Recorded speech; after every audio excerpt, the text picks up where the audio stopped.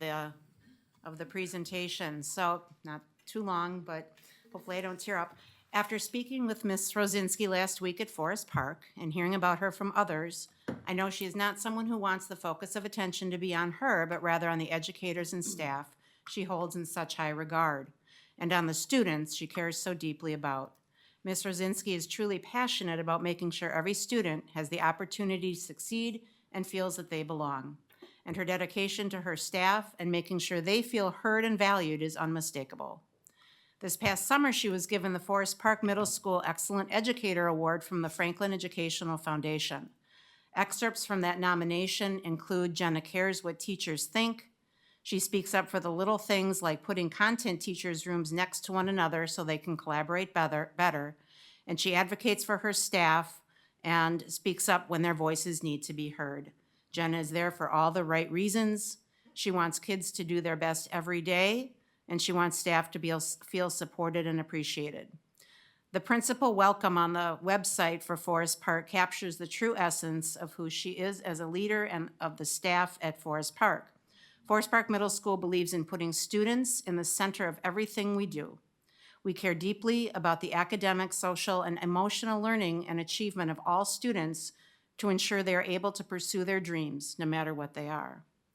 The information you'll receive tonight on the 6th grade welcome visits exemplifies how devoted and committed Ms. Rosinski and her staff are to their students and families.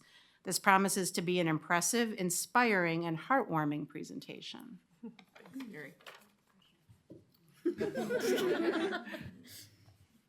Well, thank you. That was very nice. Thank you. That was unexpected and very nice. So, hi everyone, welcome. I'm Jenna Rosinski. We will get to introducing our wonderful team here tonight of students, parents, and 6th grade staff members in just a moment. If we go to the next slide, our topic for tonight is to talk to you about our 6th grade welcome visits that we conducted for the first time this year, which was visiting every 6th grade family's home. So we're going to talk a little bit about what that was about, what the visits consisted of, share our success, and then, as always, how are we going to get better? What's the next thing to build upon this experience that we had? So let's meet our team. Maybe we'll go down this way and then loop back up, name and role or grade.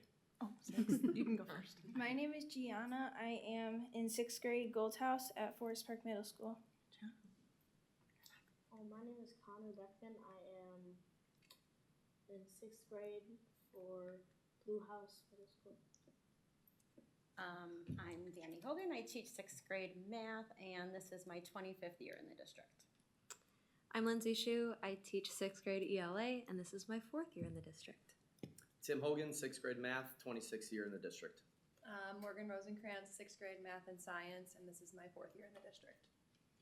Adam Jensen, instructional coach over at the middle school, and this is my 2nd year here. Sarah Fenn, I teach ELA and social studies. This is my 4th year in the district. John Brandis, associate principal. This is my 12th year in the district. Brian Karalevich, associate principal. I think it's my 26th. Hi. Wow. Thank. Ran out of fingers and toes. Yeah. Right. So just another piece for those who weren't able to make it tonight to really understand how comprehensive our visits were. We had, in addition to the entire 6th grade staff, we had our English language instructor on the visits, speech and language attended the visits. Our school psych was there, counselors, 2 encore teachers attended. Our interventionist went on the visits. Our new social worker went on the visits. Our special education team in 6th grade all went, administration, and then instructional coaches. So all of those service group providers also jumped in and helped us out on those visits. And not everyone's here, but those were all important people to put in front of our families too. We'll jump into just the timeline of how we came about the visits and how it came to all the way to analyzing our impact at the very end. So last spring, Jenna came to the 6th grade staff. I think it was after some feedback from one of the engagement surveys, and some of the feedback specific from extracting 6th grade was just trying to make that connection. It's a big jump. I feel like over the years I've been at the new middle school since it opened, it just seems like the gap was widening as far as what how they end 5th grade in elementary school and then they come to this school that's for some of them 2 or 3 times as big as their elementary school. They go from having one teacher in their cozy classroom to a different teacher for everything. So I don't know if you said swag bags originally, but we had thrown out a bunch of ideas and then met at the end of the school year, like in June on that last day, and decided that's what we wanted to move forward with. Jotted down our ideas for, like, so we didn't forget over the summer, and then in August kind of went from there. So it's probably a good transition to the August picture. Yeah, so then it was time to assemble the swag bag. So that's what they looked like, and then I think Jenna's gonna hand you guys one too. So inside we put notebooks, folders, fidget stickers, calming stickers, just a bunch of materials to show kids that we cared and that we wanted them to be prepared for the school year as well, and that we were excited to get back into the school as well. So we came together in August and assembled 350 bags in 53 minutes. Oh my goodness. Wow. Our goal next year is to beat that record. Yeah, of course not. So then that kind of brings us to like the purpose and logistics. So the day came when we were driving all around. We were partnered with one other like staff member, and we drove all around. We had all day to go to everyone's houses, and it took a long time, but it was really nice, like getting paired with like a coworker that, you know, like a lot of people don't spend a ton of time with, and we got to spend like all day in a car with them, talking with them, and that was great on like community building.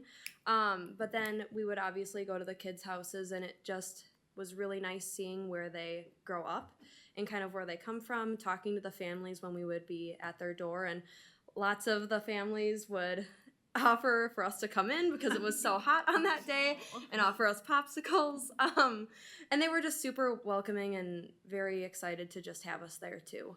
And yeah, I thought it was a really great time. So we were able to get to approximately 346 homes.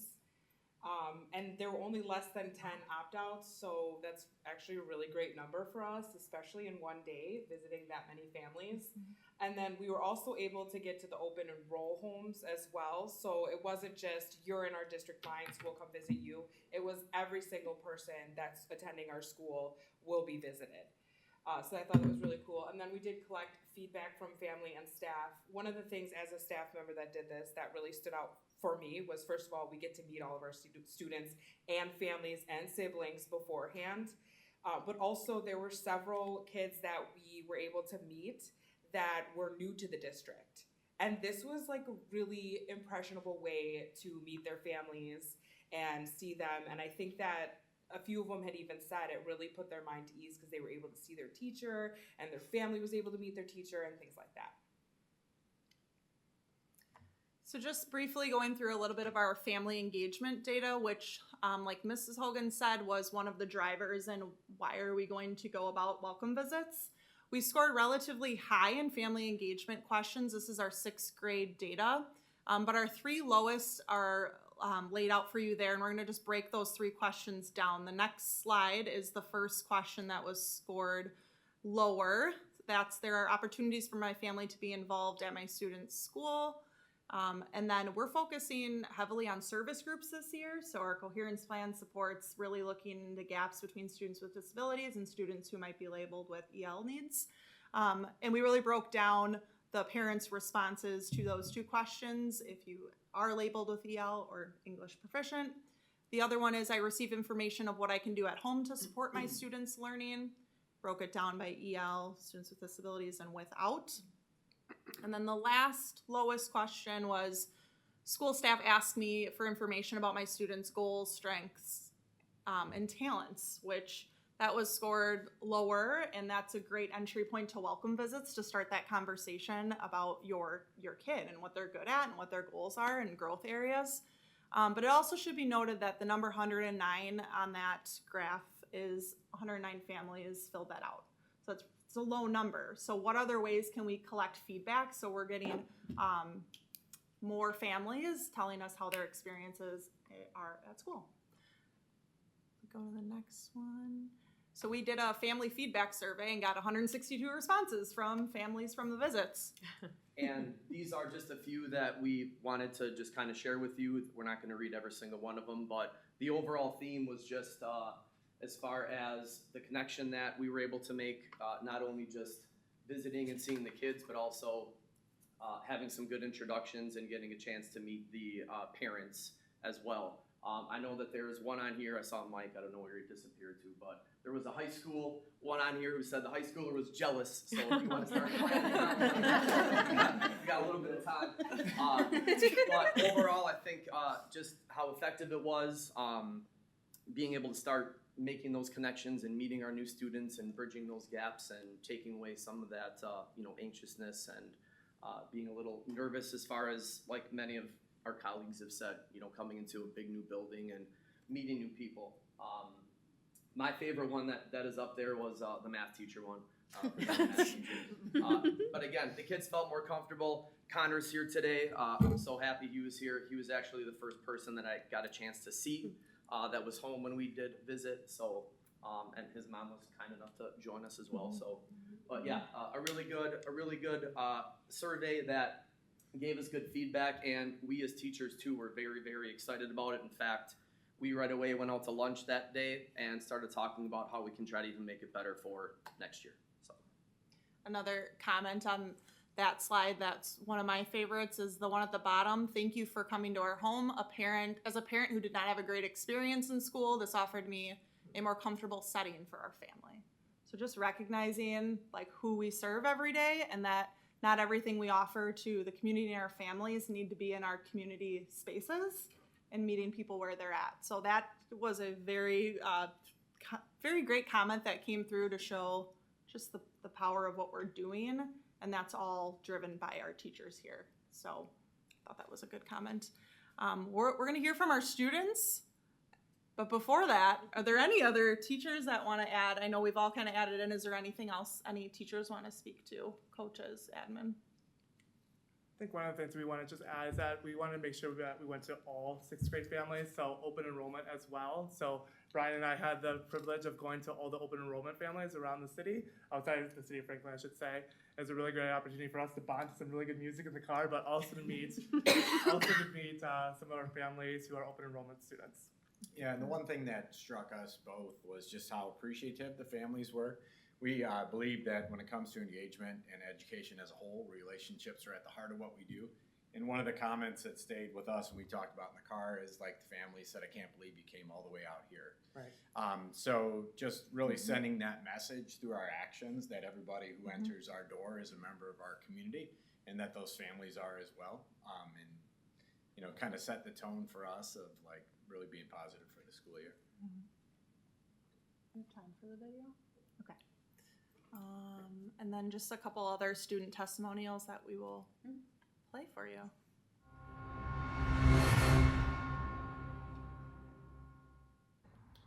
What was good about the visit at our homes is that we got to know the teachers. I liked one thing that I liked about the visit was that it made me more like ready and prepared for the school year. I liked the teachers visiting when they visited my home. They were kind of like really welcoming. It made me feel like kind of welcomed into middle school, and it helped me kind of prepare for 6th grade by like getting to know some of the teachers. What I liked about teachers coming to my home is that I got the chance to feel like how teachers were gonna be, like certain teachers. One thing that I liked about the teachers visiting my house was that I would feel more comfortable like talking to the teachers at home. My teachers visited me before this school year because I had a lot of I had like an idea of like from what was in the bag, the supplies that I didn't have that like now I had and I was prepared. Something I liked about teachers visiting our home before the school year began is that I know who my teacher is and what they look like, and just knowing that they're there, like who my teacher is, made me less stressed and more comfortable. One thing I liked about the visit was how every teacher was so kind and all of that. I just liked that I got the chance to feel how teachers were gonna be in 6th grade.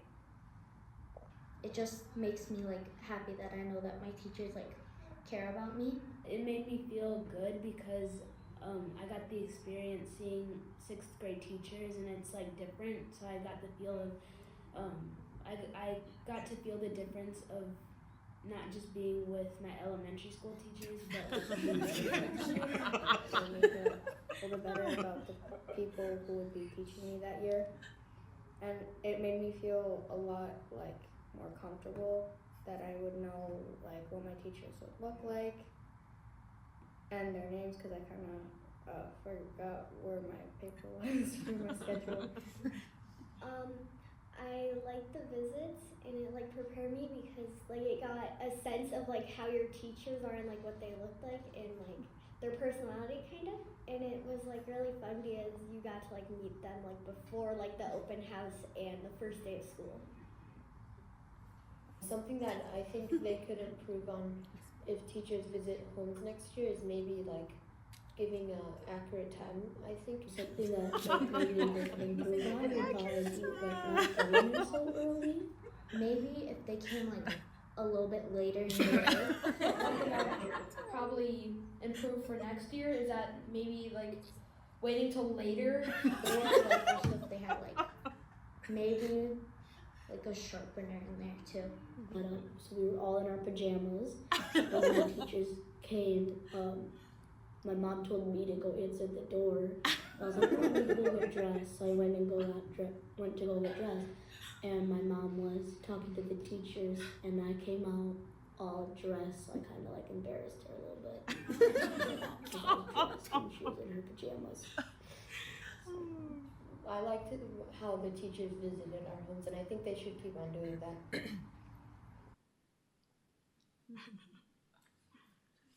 We had to start very early. The spreadsheet was very intimidating of how many places we would have to get in an hour, but they exceeded expectations with actually getting to all the homes in like 4 hours or less. So moving on to our student and parent voices here tonight.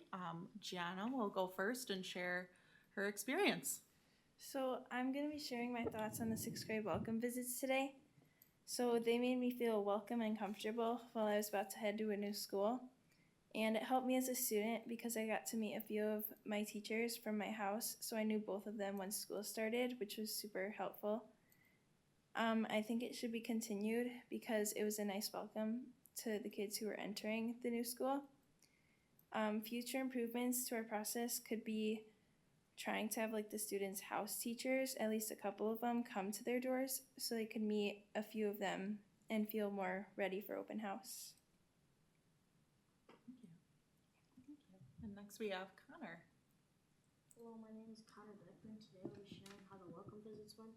The welcome visits made me feel welcome and ready for middle school because the teachers went through all the details on how middle school will go.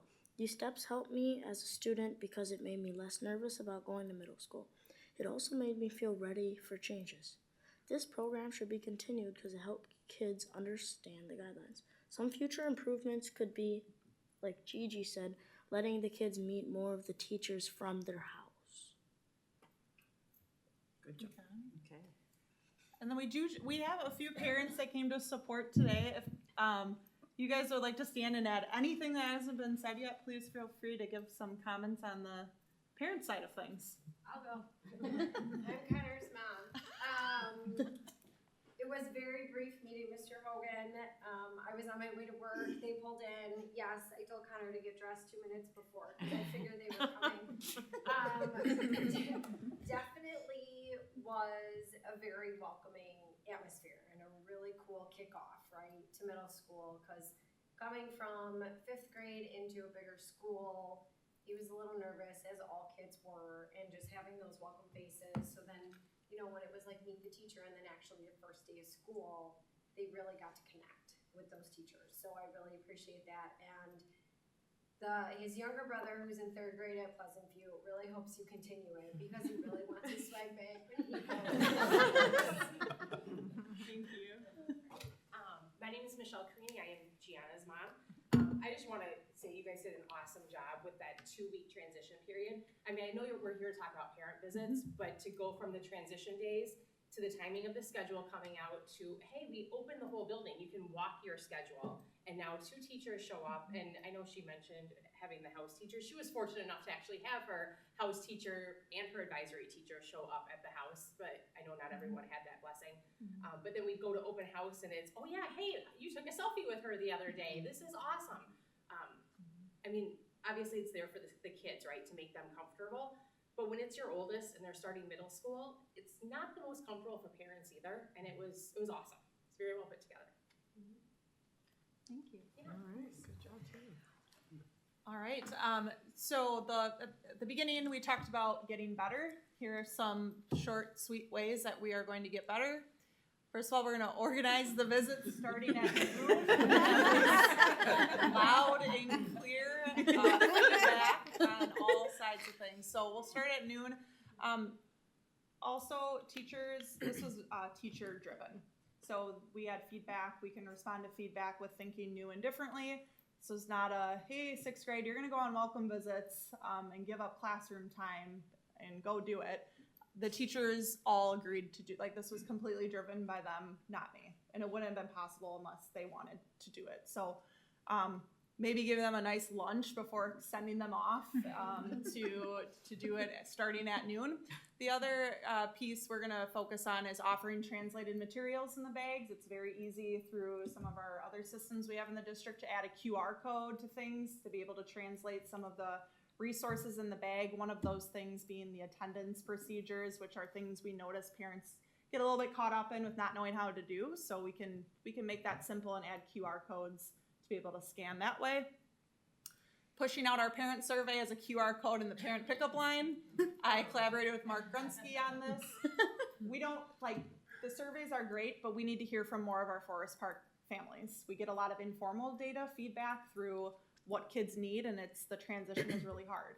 But that's not always represented in our surveys. So how do we get more people to take the survey? We're gonna try to get those parents that are looped up in that line to quickly fill it out, maybe through a poster QR code or something like that, just to get more feedback. And then lastly, we're gonna encourage more Encore teachers to attend the visits. We had 2 Encore teachers who chose to attend. It would be great if we could really see all the Encore areas, because those are also classes that kids enjoy going to in addition to seeing their core teachers. So just encouraging participation from more groups would be great. That being said, is there any questions for our team? Maksud, please. I want to congratulate you guys for doing an amazing job. I think the level of community building, it's an amazing effect. To be honest, I want to stand up and applaud for you guys. Great job. Thank you. Yeah, this is one of those things that is what we've been told is going to start to happen.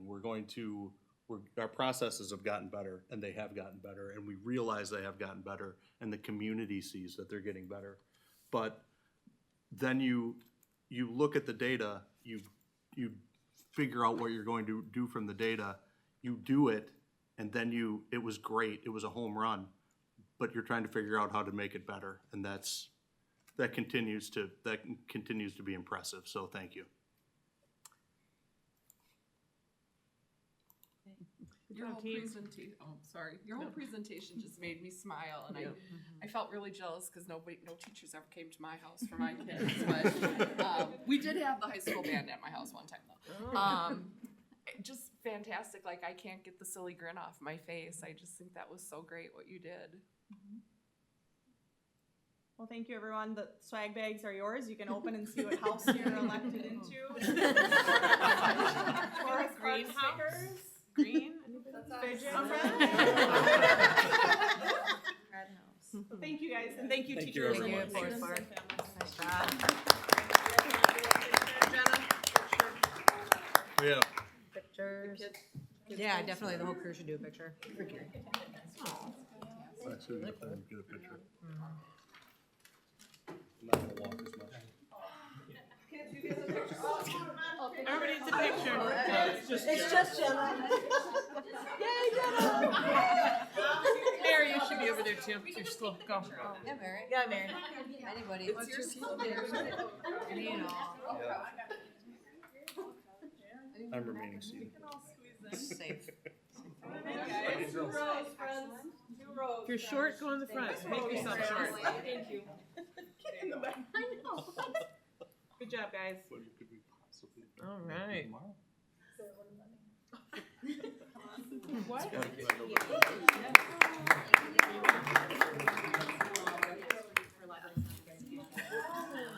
Oh my goodness. Yeah, Erica and Sarah both here for Gary. Maybe you can mention that. We have other people here too. Great job, Forest Park. Thank you for being here. You might want to stay for the next cool thing on the agenda. It's going to be real quick. Yes. Yeah. Friends of Franklin recognition, Dr. Beer, please. Hi, so I'm pleased to recognize Mr. Gary Elkins. Do we want him to come up while I'm talking about him, or does he Please, just come sit on down? up.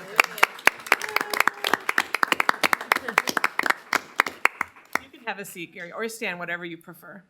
So Gary has become such a fixture at Franklin community events that I almost notice his absence more than his presence. His dedication is continuous and multifaceted. Gary selflessly volunteers his experience as an auxiliary police officer to work home athletic events, ensuring a safe, smoothly operating, fun experience for all. Students and parents alike identify Gary as a go-to person for information and problem solving. Gary's other area of passion is working behind the scenes with Franklin students in the scene shop of the Saber Center. Gary delights in allowing burgeoning set designers, carpenters, and crew members to stretch their skills and creativity.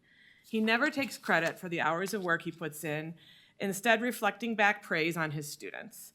I was struck when, at a recent opening night for a Forte Theater event, during the pre-show pep talk, Gary got up and said some encouraging words, and they were met with a spontaneous, "Gary, Gary," from the young actors.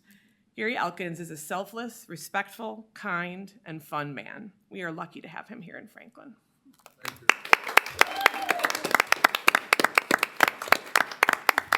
You're allowed to say something if you'd like, Gary. And introduce your guests too would be Yeah. great. Yeah. Well, my wife, I have 10 years on the Franklin Police Department as an auxiliary officer. I owe it to my wife, who backs my every moment when I go out the door. I know she's nervous, but she knows I'm coming home.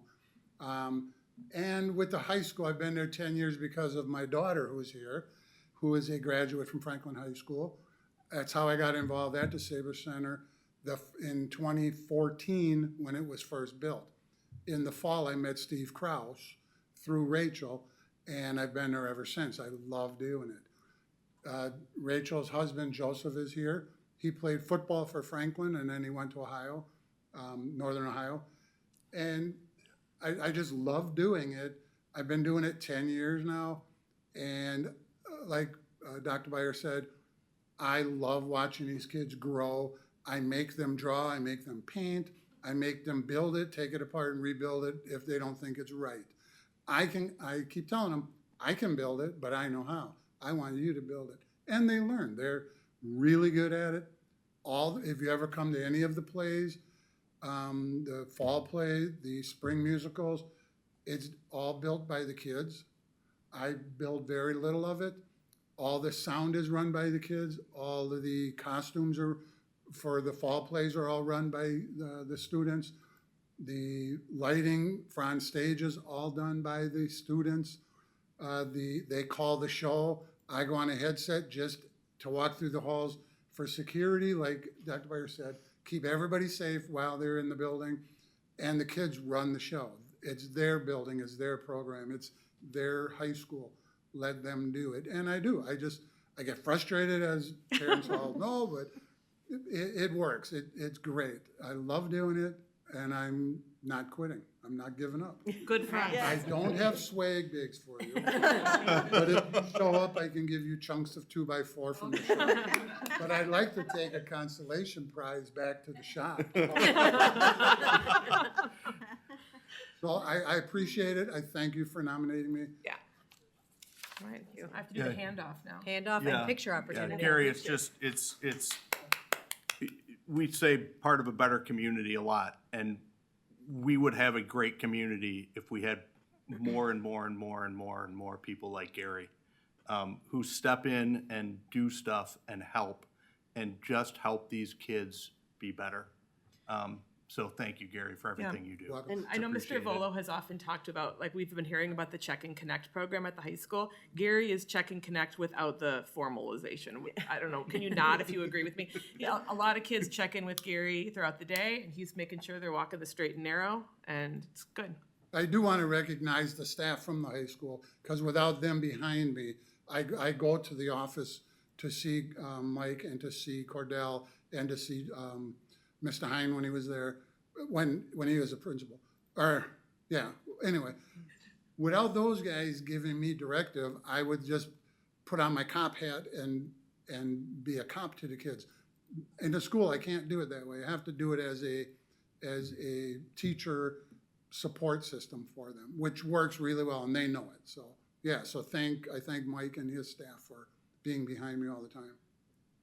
I'm just going to add, on a personal note, as a music parent, beyond the fall play and the spring musical and working with Forte and things like that, Gary has been instrumental, bad pun not intended, in helping our props for our marching band and allowing the dads to get into the shop and be able to create some of our props and sharing tools and expertise and all of that. So we're really grateful for that as well. Thank you. Chris, she's just jealous we talk so much. Maybe a little. I'm also in my 4th year now helping the middle school with their plays that they put on. They used to build it over here and have problems with it, and I talked to Miss Naven, who's the director. Who's in the audience as well. Oh, Erica. And I said, why are you building over here? We have a beautiful shop over here. So we instigated a program. I worked through the district here to get signed off to drive the vans, and I picked students up from here to bring them over to the high school, have some of my high school kids work with me, with the middle schoolers. They build their scenes too. I don't build it for them. They paint, they build, they move it, and I'm grateful to be involved with Erica. So that being said. Thank you, Gary. You are welcome. You want your wife and your daughter and your son-in-law too? Sure.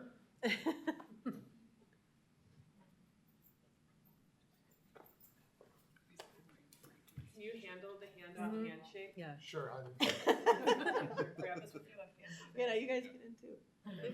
Get in a picture, guys. And look happy.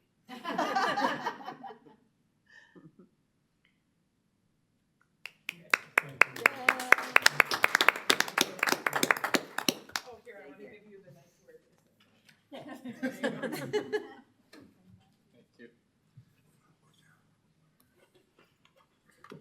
Thank you.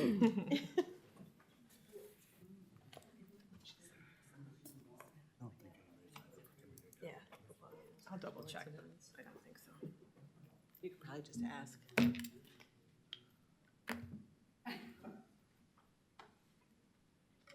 you all again. Thank you. Hi, thank you.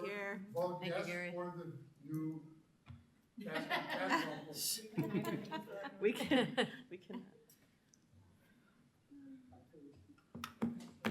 All right, community comment. It is time to open community comment. Nobody has signed up, but I will ask if anybody wants to comment. All right, community comment will be closed. I'm looking for a motion to approve the consent agenda. So moved. Second. Motion was made by Mrs. Sapersky, seconded by Mrs. Yank. All in favor? Aye. Opposed? Motion carries. Thank you. School board calendar, regular Board of Education meeting Wednesday, November 13th. Regular Board of Education meeting Wednesday, December 11th, both at the ECC, both at 6. There's also a Board of Canvassers meeting on the 7th. Right. During the day at some point. Then that has been posted. District Administrator update, Mrs. Bennett, please. All right, thank you. So thanks to Forest Park and Gary Elkin for being here tonight. It's always great to have those recognitions for the evening. Also a great thank you to Franklin Education Foundation. They ran their pickleball tournament first ever last weekend, and it was a great time. and brought in about 20 teams and $2,000 raised. So a great shout out to them coming up with a new way to raise funds and bring community together. I think it's about both pieces of that. Another fun shout out and thank you this week has been, actually it was last week it took place, our Adopt a School Franklin police officers. So in coming into Franklin, we had officers assigned to each school. I kind of found out about it. It was just a couple officers involved. Meeting with Chief Learman when he came into office, we talked about how to kind of build up that program. So now we have a different officer assigned to each school. And so what it means to be an Adopt a School officer is that sometime each month, or we're encouraging even a couple times each month when they're on duty, to stop by their school and engage with the staff, with the students. We had them all in last Tuesday to meet the administrators and kind of come up with a schedule for the year. So a lot of them are going to do introductions through school newsletters, going to come visit during lunch, maybe have special lunch groups, build connections with students who maybe have had adverse experience with police to build the positivity behind it, read books, be a part of school assemblies, just a variety of ideas. But the energy in this room of bringing everybody together was really amazing. We're really excited for what that'll look like. So our officers that are joining schools this year are Miller, Wallace, Chrissy, Cheller, which I might be saying wrong, I'm sorry, Frusti and D'Amato. And then obviously Sergeant Ireland oversees our officers and is in the schools, and then Officer Hempy works with us regularly. So just great to see that outreach and that connection. Referendum updates, obviously the vote's coming Tuesday, so we finished our final community learning session and tour last week Friday at the high school. We've offered a total of 7 guided tour opportunities throughout the last number of months since the board came to resolution, and throughout this fall. We've received about 30 questions through our Submit a Question that most have fed into our frequently asked questions on the website, and we've built through a variety of videos in that time also to showcase the spaces. Our most recent mailer is probably just hitting mailboxes now or maybe over the weekend, just in regards to what the referendum is about in an effort to just make sure people are informed and learning about it. Veterans Day comes up before our next board meeting, so there's a variety of events happening in each of the schools, from shout outs to staff members that may have been veterans. Many schools are working to recognize students' family members that may have been a part of the service, served, bringing in speakers, some patriotic dress-up days. And then our big thing that we've done this year is Jerry Young working with Andy Daniels to do flag etiquette. Flag etiquette. Last year we did that at Pleasant View where he's a grandparent. This year we've extended it across the district and complete those lessons this week. So it's fun to see Mr. Daniels and Mr. Young putting on their teaching hat. And Mr. Daniels has done a nice job bringing in our head custodial staff to also learn proper etiquette and be a part of those lessons with the students. So another great recognition to the community. A few other exciting things coming up. End of the quarter is this week. So we're already at that point. Great check-in for how we're doing with our families, how our staff is doing, and where we're reaching our coherence plan checkpoint goals. And also we have our high school play coming up. Gary referenced it a bit, but that's November 14th through 17th, so directly following the weekend after our next board meeting. And that's the play that our high school students put on from the whole production aspect. And then tonight, to just front load a couple things on the board agenda, I think because there's a nice flow to how things come together this evening. So Volo's going to be here, Principal Volo, to go through the early college credit, start college now. We typically do this, right, by DPI standard twice a year, and look at the opportunities that students are trying to reach out and become a part of. I think tying well to that is the teacher pathway work that was introduced last year and has continued on under Ms. Pound this year. So they'll be introducing and talking a bit about partnership with Parkside, the addition of another course. And that ties really well into Ms. Landcor's staffing update that she will bring forward every year this time, and that's with us tonight. She's again going to align moves within that have happened outside of the district and really identify those that maybe made a lateral move and those that maybe moved out of education. And I think what's intriguing to that is that when we look at DPI reports, there are not as many people going into education. So another exciting thing that you'll hear about tonight is the teacher pathway, I should say, ties well to that because that's something that DPI would be recommending for districts to really put into place. So it's good that we've already started that process. They also talk, and Laura included it in her report, a little bit about the Ford exam that teachers have to take and the pass rate being about 50% on that. So some interesting pieces that tie together some ways we're preparing our staff and our students and that's equating to, and not to take all of Miss Landcor's celebrations, but we have the lowest number since 2020 in turnover, so we have a high retention rate for this school year, which we're proud of, because that didn't happen by chance, it happened by design, and much like you saw from Principal Rosinski tonight, there's always room to continue to grow, but we're making strides and steps in that. Theater Pathway is another avenue that is new exploration that Ms. Pound will talk about a bit this evening, but where are we finding opportunities for students now that we have a Saber Center and we've increased opportunity? What could a theater pathway look like?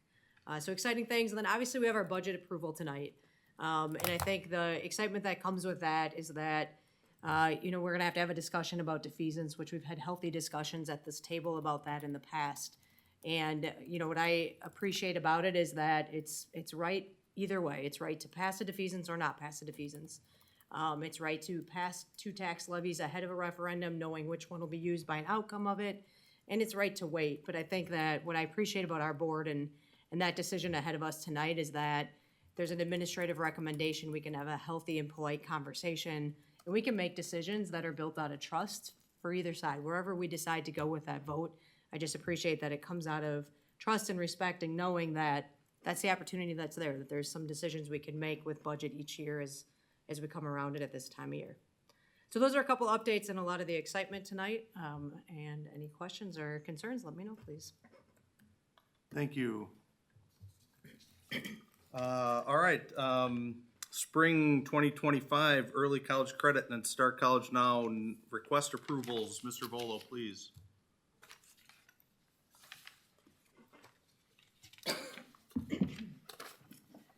Good evening, everyone. I placed at your seats a copy of the sort of collected numbers that go back to 2018, 2019. So you can see the, numbers over time. And Start College Now is on one side, early college credit is on the other. As I remind you, we are able to deny courses if we have a comparable course or if the courses are specifically religious in nature or sectarian. But otherwise, students request more than they can take. This fall, we have the most courses that we've had for early college credit. But otherwise, the numbers tend to, again, they're going to come down a bit based on what students are actually able to get into. And our students tend to do pretty well in those. And these are courses that either we don't have or that exceed our curriculum in some ways. So it could be world languages and, in terms of what they're taking things that we don't offer, or that go beyond what we offer, because our kid already took Calc BC, for example, or they took AP Psych and they want more psychology. So that program, remember, we get reimbursement, a % of reimbursement for early college credit from the state. Start College Now does not have that same reimbursement, but that is a state program. And again, our criteria for denying courses is that we have a comparable course or that the course is religious in nature. Thank you. Any questions? I move that we approve the early college credit and Start College Now request as presented. I would second it. And I want to also kind of, make a comment, is that I think it's very important as a district to invest in this early college credit, because that gives the students the platform to get the college credit, especially the kids who are thinking of going to college, saves them tons of money.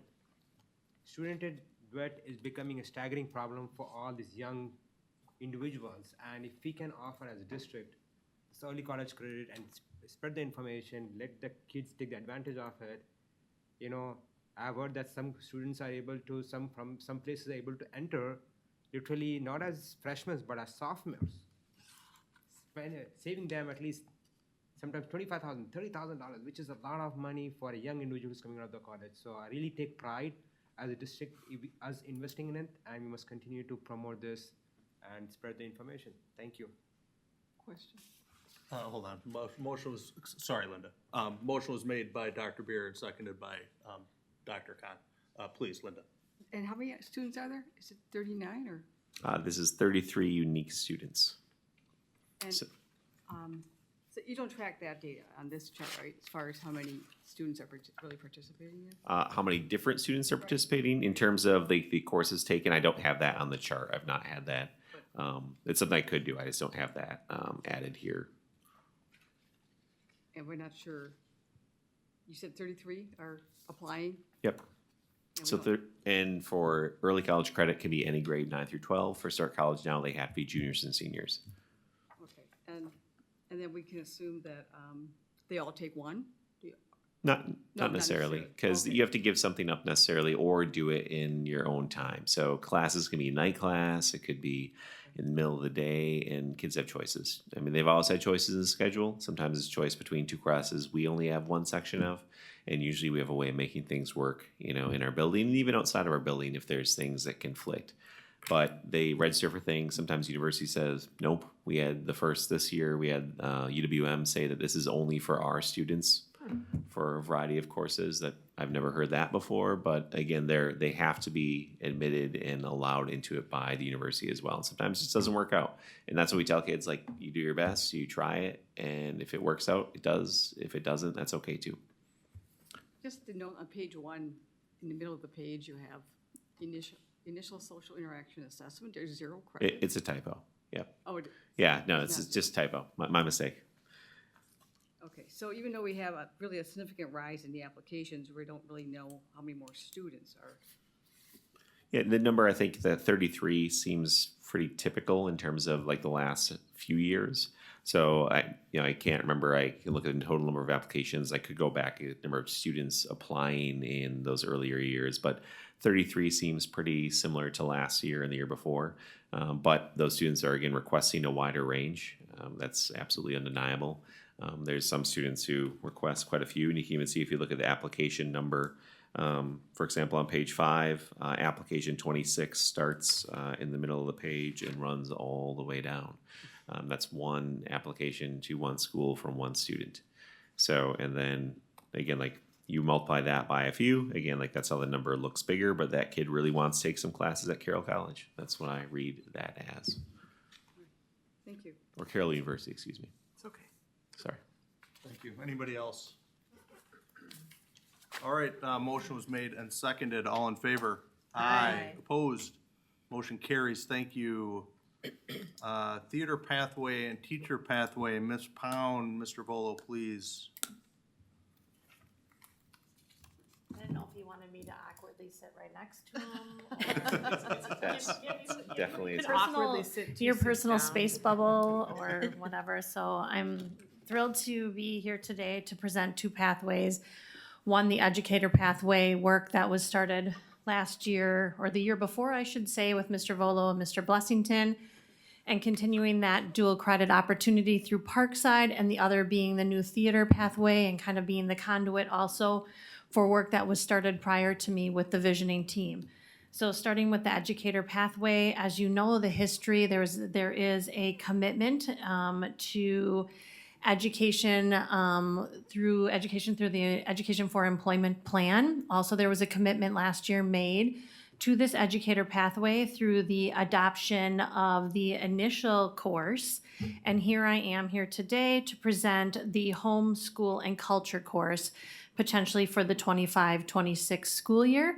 This is a dual credit course offered through UW Parkside to then kind of like second Dr. Khan's discussion before about opportunities for our students to earn credit before college credit, before graduation.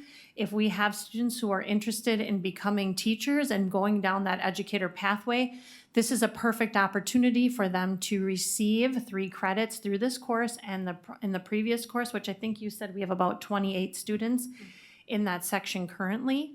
And so I think it's a wonderful opportunity for our high school students to explore that pathway, knowing what we know about teachers and the opportunities that are available to them once they graduate, the vast opportunities within our state.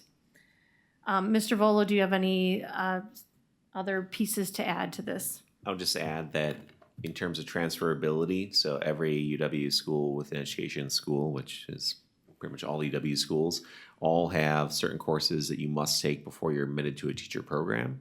And those courses are pretty typical and similar. The course title might change, the name might change. However, like transferology or the transfer tools that exist allow students to say, all right, this is what this means at UW Eau Claire or UW Green Bay. And until you're admitted to an ed program, there's only so much you can do. So there's only a few courses you have to take before you're in, or you can take before you're in. So in terms of like offering more, we are offering more. And again, trying to give kids that leg up to, one, get exposure, two, get field experience within our own system.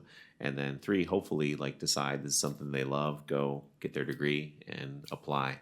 And every kid who applies, I mean, I'm not gonna guarantee them a job, right? Because that's the great part of hiring that, Laura's gonna talk about in a little bit. But we'll absolutely interview every Franklin grad, if we're aware they're in the pool, because, I mean, it's a great thing. And there's not enough people going into this profession. So it's a really awesome opportunity to continue to build this. And we have our staff doing it. This course through Parkside, they correlate more with social studies. That's where they tend to think of it as.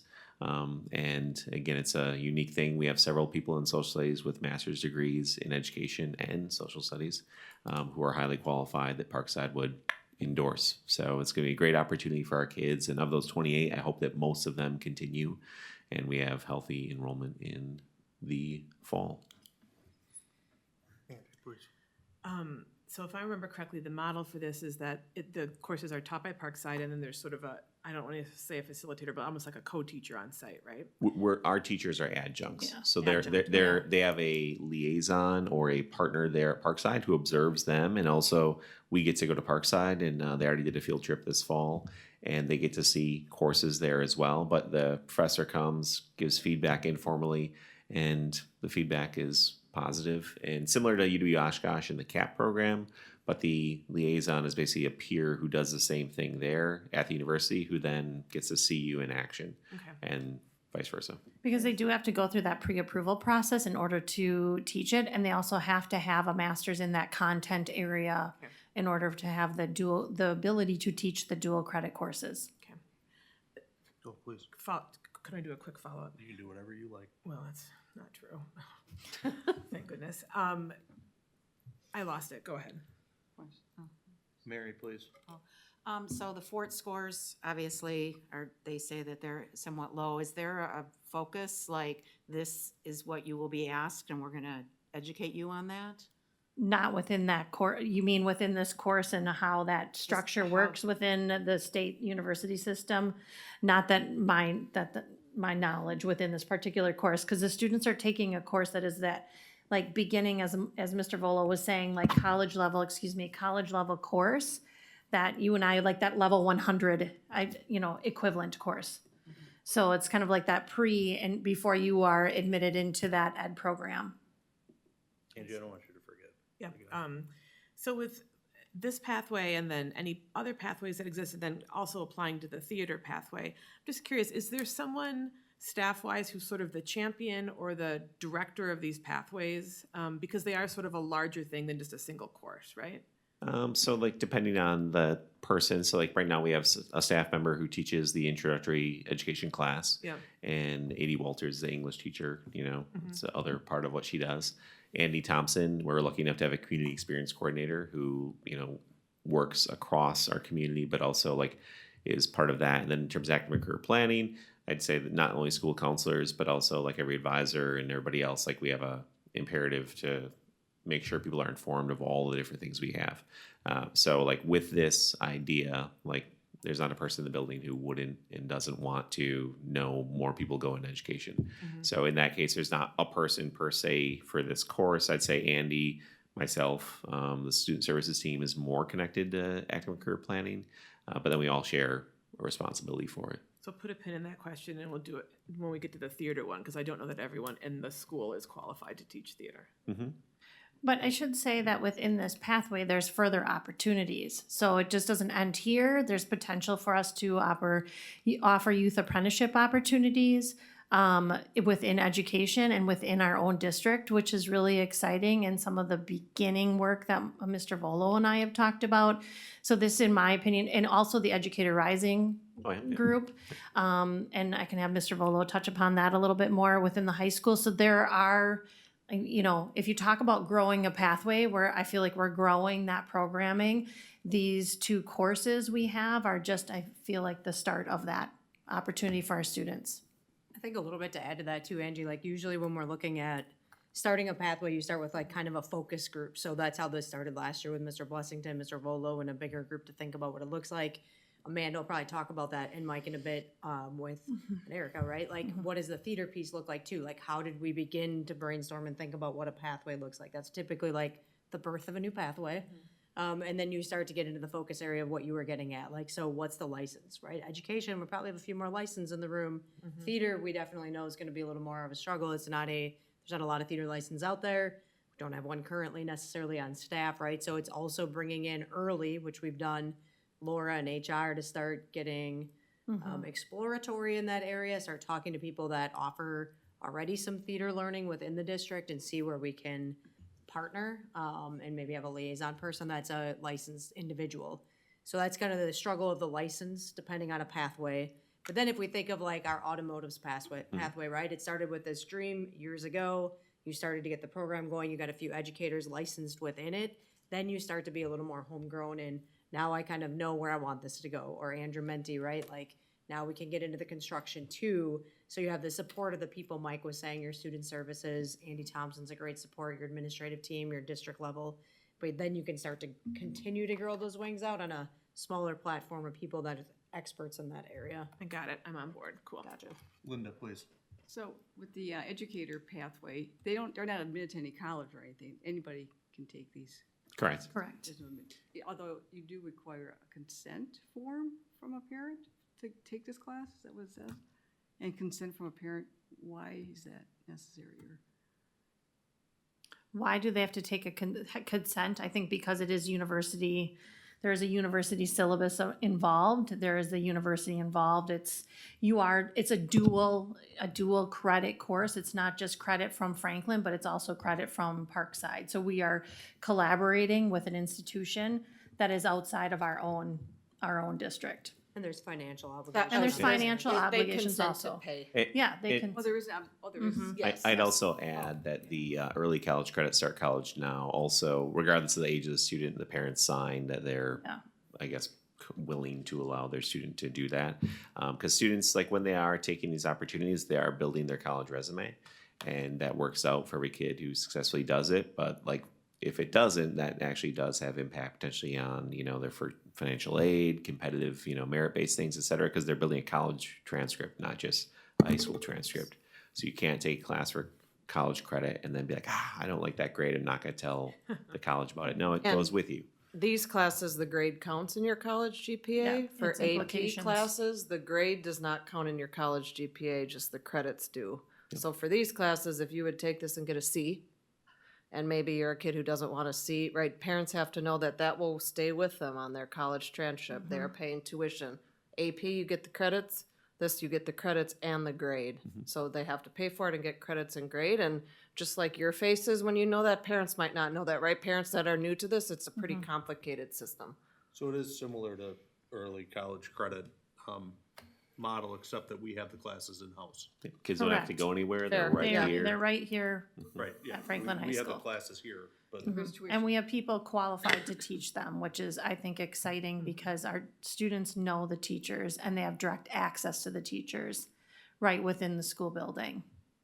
And there is tuition, Linda, yes. And the tuition, so for if a student's experiencing financial hardships or experiencing poverty, the colleges have a usually discounted rate of tuition. And then we also work with, families and everything else to ensure that that's never a barrier for students to access a course, whether it's Spanish 5 right now or the educator pathway. Like there's not a person that will turn away who says, I can't afford to pay. It's pretty discounted already, if you know. It is It's quite about discounted. $100 a credit. Yeah. Roughly speaking, cap even cheaper. I think 110. It's Yeah, quite but discounted. It's pretty, comparatively speaking.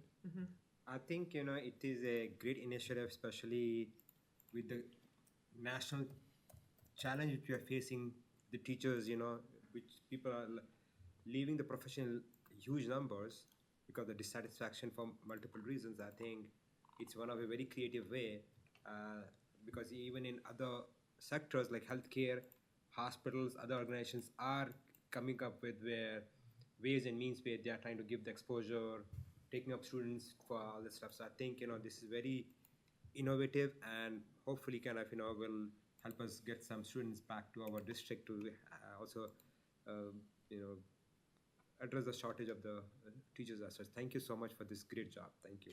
And just what Educators Rising was mentioned, that's a student organization. It's very similar like FBLA or other groups, and it's just built around education. There's, you know, competitions, there's conventions, there's all sorts of things kids get to do, like, and we're just trying to get that going as well, to be, again, synergistic with the course, and even kids who maybe aren't in the course, who might be in the early childhood pathways, or, you know, haven't taken the courses yet, but they want to. So just like anything else, all those things are additive, and the state would say those things are, you know, vital to healthy pathways, is getting kids connected and involved beyond just the courses they have. And even, you know, our autos program, we don't have a student club, but we know that Mr. Bondar takes his students to WCTC for competitions, and that stuff's great. So whether it's, you know, health occupations or educators, we want to have places for them to be seen and feel they belong as well in that co-curricular space. All right, thank you. We. Theater one. No, moving on to the theater Yeah, please. pathway, since this is our first read and look at it. So, again, I get to be that kind of that facilitator of work that was really done before me, where Mr. Volo and Mr. Blessington brought together a visioning team for this theater pathway as part of a community promise in terms of the building of the Sabre Center and exploring this opportunity for our students. I'm going to kind of let Mr. Volo talk about that visioning process and then how we got to the course of a pre-AP theater course, and kind of take you along on that journey, because I don't feel like I could speak as eloquently about it as Mr. Volo can, since he was an active participant and I just came on this fall. But I am, as an arts nerd myself, I'm super excited for this opportunity for our students, or potential opportunity for our students. Yeah, and it's the first pathway exploratory that, and it's very visioning, I believe. We've had involvement from community and other people through, you know, like the Sabre Manufacturing. You know, we had people involved in that process, especially a lot of community members as well when that was just beginning. And in this case, we had people there from the ground floor, and we really talked about this idea of our students involved in the theater arts as a performing art deserve to have that not just be extra and beyond the classroom, but be during their day. And everything else that students are passionate about, and even the things we're talking about, oftentimes have that curricular connection, and theater did not. So we talk about like why can't they just continue to do it as an activity and something after school? Well, I mean, again, like they have that, you know, passion. There is curriculum that's aligned to it that ties into big outcomes and big aims. Having, you know, pre-advanced placement isn't a bad thing, to have that as a framework to support this. But also, like, these are students who they're hungry for this. And, you know, one of the first conversations I had with Steve Krause in the Sabre Center was, when are we going to do this? And for years, the basic answer was, we're not, because we can't do everything and we're just not going to take it on. And Mrs. Bennon was supportive of us starting this team, and really, you know, gave us that push and that support for us to go through a year to say, let's look at all the different things. And let's really say, do our kids deserve it? Yes, right? What do we think it involves in terms of a vision and in terms of outcomes? And there's a million ways you can do it, but, you know, what we're going to bring to you, and what we're talking about now, hopefully in 2 weeks you support, is a start. We're not saying this is the end. We're saying this is a start. And, you know, to that point, right, there's a lot of work ahead, but the goal will be to continue to grow this and, you know, take that beautiful, beautiful space that, you know, when we built, you know, what I understand, and I wasn't here, was that, like, having education be part of it was part of that idea. And if that's your memory, that's fine. If it's not, that's okay too. But I've heard that, and it's time. You know, it's been, you know, almost a decade, right? So let's, you know, fill that promise, fulfill that. And also, like, our kids who are involved in this deserve to be as seen and have those places, not just, you know, at 4 o'clock on an evening or weekday, but also, you know, during the school day between 7:20 and 2:34. I think the beauty of starting to offer some sort of pathway in a course is it opens up doors and opportunities for students. You know, Mr. Volo's kind of referring to those extracurricular pieces of theater, right? I'm either in the musical, I'm in the fall play, I might be in set design, so on and so forth. But the course that we're proposing kind of gives students that broad cross-section of what it means to be part of theater arts. It doesn't mean that I want to be the actor, I want to be the star, but I might want to analyze works. I might want to create my own screenplay. I might want to know what it means to craft a set or costume design as a result of what it looks like according to whatever work we're studying or play or the musicality, the music pieces. So there's so many different art forms that flow into theater. And by starting through this pre-AP, it kind of gives us some big rocks to introduce to students around theater and theater programming and what it means. It just, again, doesn't mean that I'm the actor on stage. I could be the musician in the pit, but I am having that opportunity to explore that as a student. It then might open up more doors for students in terms of their involvement than within those extracurricular plays or, again, set design, makeup, you name it. So it's very exciting to be able to offer like this artistic opportunity for our students that explores theater in a wide variety of ways, not just maybe the way we would consider and looking directly at the stage, but all of the components that go into theater and theater arts. I think our strategic brains would like to know all of the pathways that we possibly could take in order to, once this course comes through, I think, as Mr. Volo is saying, like that is our next step, right? Is that further development. We need to first take our first step and put our foot in the door. And from then we can begin to further develop programming. They've had discussions as a visioning team, but we have to take that first step in order to know where we can go. Thank you. Yes. Linda, please. So this is it says pre-AP Theater Foundations. Is it an AP class or is it before the AP class? What is the pre-AP? The pre-AP, and if we have those in chemistry, biology, and then in English this year for the first time. So what they are is they're not curricula per se, but they're a framework that introduce certain skills that cut across academic departments and disciplines that the College Board would suggest if a student successfully, learns those skills, acquires those, that then they're going to be able to be more successful in the eventual advanced placement coursework. So pre-AP English 1, which we began this year, and pre-AP English 2 next year, right, then better prepare students for advanced placement Lang and Lit, as well as I'd say US History and every other AP course that involves reading, communicating, writing, speaking. And in terms of the sciences, we've had pre-AP bio and chemistry now for, I want to say 3 years, 3 or 4. And those then open the door. We say, all right, you've taken those, which are grad requirements. You then can take AP chemistry, AP environmental science, AP biology, AP physics. You're ready for any of those in terms of like your foundation. So in terms of that, there's no AP theater, right? There's not a fine art theater course in the AP. There's not. In fine arts, there's the art world and there's music, and those are the ones that exist still in the advanced placement world. But some of the skills are still going to be in common with just like great academic skills we want students to have across discipline. This course would align to like an AP seminar, things of that nature, again, building into more of the written components. I know that Mr. Volo is referring like music and art, but when you also can tie this in, when you go onto the College Board and you see where this connects, AP seminar would be one example that the College Board provides. So it's not just about, again, the theater part of it, it's about the analysis of the works.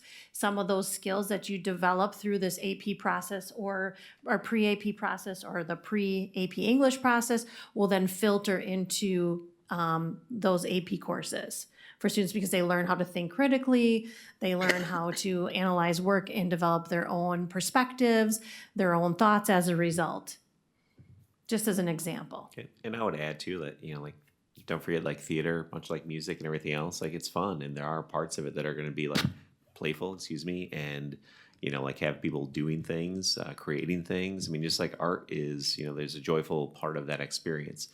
So that's important to this process and important to everything. So whether you're, building a set with, Mr. Elkins or, you're operating the lights in the tech booth with, Mr. Stewart, like that's an awesome thing to sort of go from an ideation to actually like, pulling something off and creating it. So I don't want to forget that in the scope of like theater and like anything else. it's a visual art and it is fun and it's something beyond yourself. You're part of something. I mean, could it be a class without pre-AP in front of? So this pre-AP theater, they provide some big rocks or big cornerstones, which you can see about create, perform, respond, and connect. Whomever is going to have the gift of teaching this course will get to design those pieces around that. So it is not like super prescribed, like we know what an AP course should be. There is autonomy within our district to provide whatever we determine, or in conjunction with the teacher, to design those course around those elements. Mary, go ahead. So this warms my heart more than you can possibly imagine. Do you know, and if you don't, that's fine, but are there other districts that are offering this, or is this kind of unique to Franklin? No, there are other districts. You explored, I believe, Wauwatosa. I'm trying to think back to the notes, but there are other areas, Greendale, right? Hamilton, Oak Creek. Hamilton, Sussex, yeah. So there are other districts that do have some sort of theater. Wanego. Okay, and then so is this like you're developing the curriculum and the pathway, and then you hope you can find educators to teach it, or do you get the educators to help you formulate it, or what's the process? So the hope is that through the board agreeing that this would be a wonderful ad for our students, then is finding the appropriate teacher, staff member, however that looks, to kind of help build this programming in conjunction with all of the many parts of our people who contributed to arts programming. As Ms. Bennon had referred to, we've already done like a preliminary search to know, are there people out there who would be potentially interested in coming to Franklin and to be able to be part of our inaugural season of theater and a theater pathway. So I think first, as Mr. Volo has also said, we need to agree that this is a pathway that we would like to explore and offer for our students, and that from then will be a domino effect. Thank you. Do we think this is gonna be a big enough desire for students to have the class once a year, twice a year, once every other year? Or do we not know? What are these other, do we know? We can guess, based on involvement in our productions, et cetera, and like the evidence suggests that kids want to take it and kids want to do all the things, so there's students I can see and talk to, and I tell them about this, that, oh, that'd be great, and they also take all the things. So I think that like if we have a course that runs and we're able to have sections of it that run in fall and spring, that would be a great place to start and build. And like anything, AP seminars, something that was mentioned, like that's a course that, since we have a teacher who really has championed AP seminar and been with it, as well as AP research, that's gone from something that maybe it's going to run, maybe it's not, kind of every other year, who knows, to now it is a healthy, thriving, sequence of courses that kids take one to the other and they do amazing work. So it really, like, I think we start and we had, multiple sections run in a year where we had the fall and the spring. That would be a great place to be, especially because it's complementary to potentially the performances. And I'm hoping that we'd have somebody who'd want to be, part of that team as well and jump in with lots of the great staff we already have. So that was one of the questions that I was going to ask. So thanks for reading my brain. I guess one of my questions then, as the pathway develops, like what are your benchmarks that you need to hit to increase this path? Like, are you, for the educator pathway, we had the class we approved last year. People are in it this year. We're approving another class. Do you anticipate we'll offer the class and then next year you'll come back and say, okay, now we need another one? And like, yes. How would you evaluate the need for that? Do you have to have 5 kids sign up or 20 kids sign up, or how would we do that? Go ahead, you can speak about what you Let's say we explored. typically, so whenever we have the conversation around enrollment and staffing and what it is, we have students obviously select courses who are current students before they leave winter break. So before the new year, all of our current 9th through 11th grade students will select courses for next year. Our freshmen request courses, January, February, et cetera. So then, we have those conversations throughout preliminarily with Ms. Lancourt, Ms. Pound, and we talk about like, this is where kids are going and what they're taking. So in terms of that, we try to let courses exist that have smaller numbers, but we don't run courses of 5 students. I mean, that's typically not, I mean, it's not fiscally responsible for us as a school.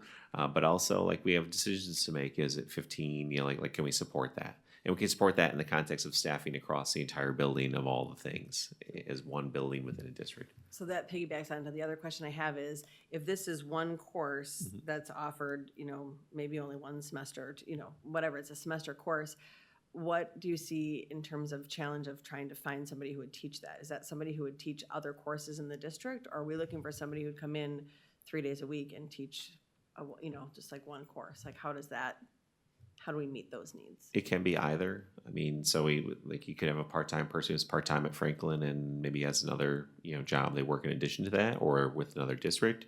We could have someone who we happen to have an opening here and additional staffing needs somewhere else in the building. So there's a lot of creative ways we can do it, but it starts with, again, like, we get that piece. Like, it's a really fun, hard work, and we tend to do all right doing that. But all of our programs need highly qualified people, and theater is a unique certification. So that's not something we would ignore. We want somebody who is licensed, who can come in and do that, and have that expertise. So even in terms of the course proposal or course design, I can't create the course curriculum. I'm a social studies teacher, so you don't want to see my theater pathway curriculum development. But we get that person, you know, like, there's a variety of ways we can have somebody be, like, in our building more, even if they're only teaching, you know, 2 sections. Like, we can have a person doing a variety of other things, you know, potentially working elsewhere in the building, or things have a way of working out oftentimes where, well, we have an opening with this, and they can do both. So sometimes there's those happy, like, things that just tend to work out. But if somebody has more than a theater cert, we can do potentially more than one thing. Do you think this would be a class that would be offered in the fall semester next year, so the students who are in it would know how wonderful it is and want to sign up for next year's kind of courses? Yes, that would be the hope, that we'd have it running up in fall of next year. And that obviously helps, like, we know, like, kids talk to each other, and what's the best sales pitch for the course is the people in the course. So, you know, we talk a lot about teachers and everything else, and they make a program thrive, but it thrives because of the experiences the kids have when they're in it. So we have great people who have kids have great experiences, and those kids talk to each other, and then people see, wow, I want to do what that person's doing. Help me do that. I'm sorry. No, go ahead. I was going to just say, I really appreciate the design of the course, that it is kind of open framework in terms of being able to hit all those pieces and have those different strengths of, you know, you might have reading or writing, but you have that performance piece, and I mean, all the different areas of theater that they could have without, you know, just like a strict, you must do this on day one kind of a curriculum. Go ahead, sorry. No, I just wanted to thank you for taking this up, for allowing them to take this up, Mrs. Bennett. And I think, Erica, you were probably involved in the visioning committee, so thanks for the time doing that, Erica Naven. Yeah. All right, anybody else? All right, thank you very much. Thank you. City of Waukesha District and District Fiber Infrastructure MOU, first read. Ms. Zielinski, please. Hi, everyone. As you know, I've been here before. We have different partnerships as part of a consortium that we are part of throughout Waukesha County and Milwaukee County. And another partnership has arisen, if you will. The city of Waukesha had a water project that ends at a water station in the city of Franklin. And so they partnered with the city of Franklin to share some of the pathway to get to their location. And the best way to get to that pathway is to stop here with their fiber to get to that. As part of that consortium, we already have fiber throughout the city to get them to their location. So that's what this is about, is having an agreement for them to basically connect some fiber in our rack here at the ECC that will get them all the way over to the south side.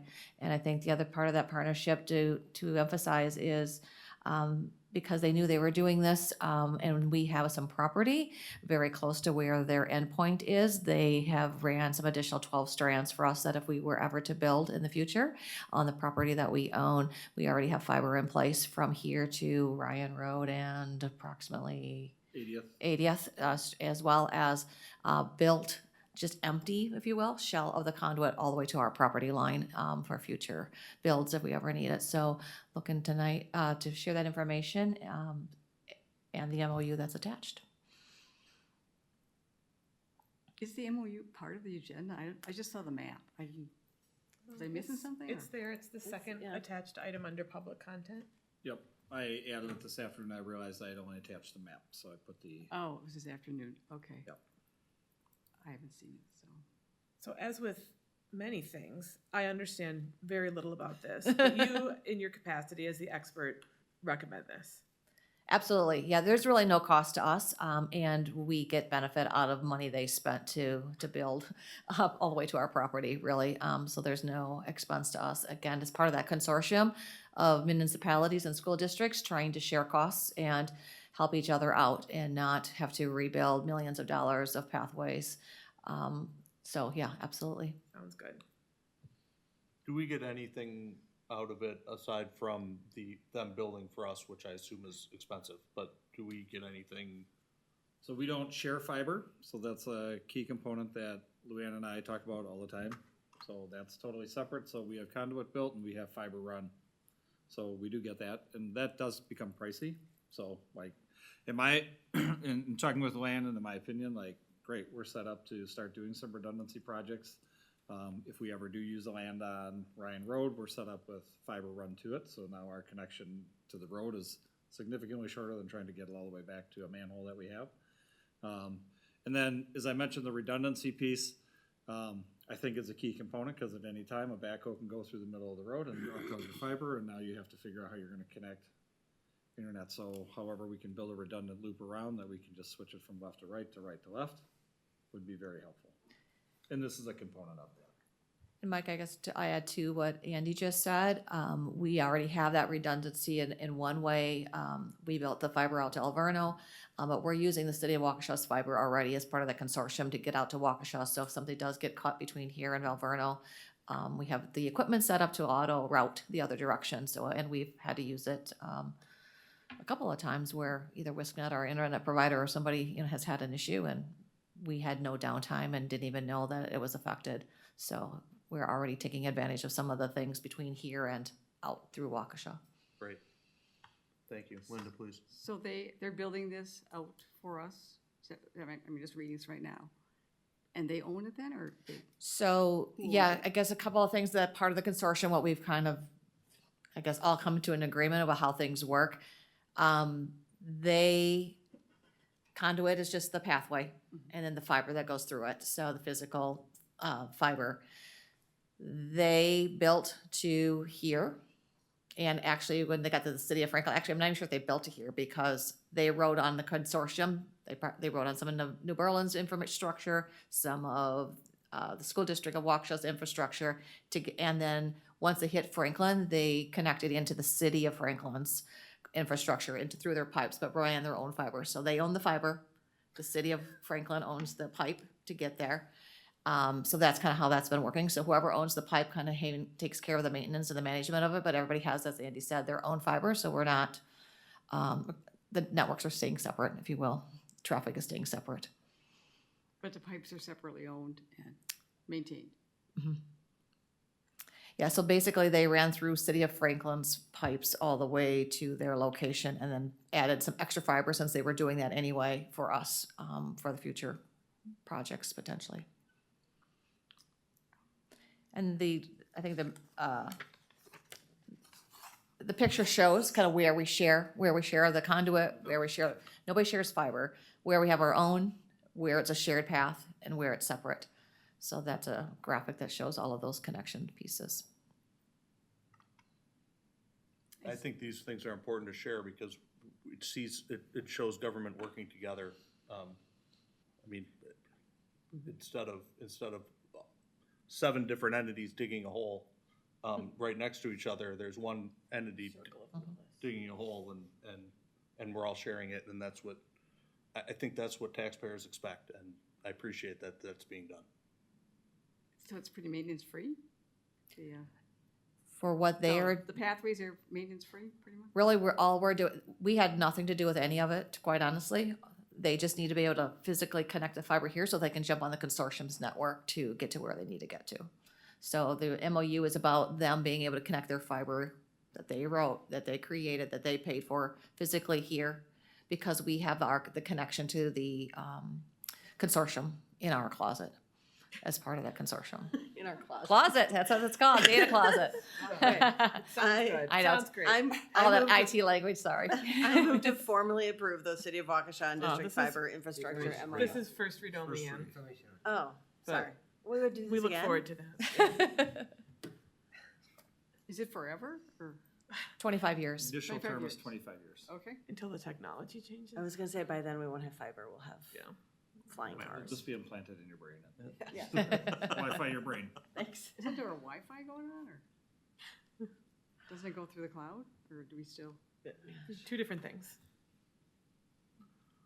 All right, anybody Great. else? And the consortium is, we're part of the consortium, they're part of, everybody's part of the consortium. Well, not everyone, but yes, many of Waukesha. This is not the entire consortium, so Muskego, Elmbrook, School District City of Brookfield, Oak Creek, Greendale, so going off east, I'm trying to think west, I won't remember the name, everybody, Carroll College, Carroll University, WCTC, City of Waukesha, School District of Waukesha, yeah, are all part of Who's the. not part of the consortium?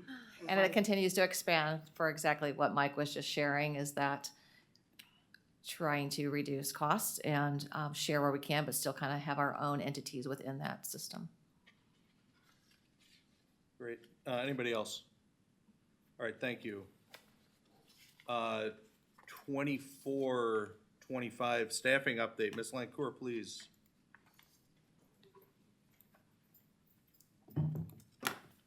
Good evening. All right, so it would appear that a lot of people stole the thunder of my report this evening, but obviously here to present the staffing report to kind of reflect on the previous school year for us. So just obviously you have the full report, but some of the things that I do want to highlight is that we have had our turnover decrease, which is a really great thing to see.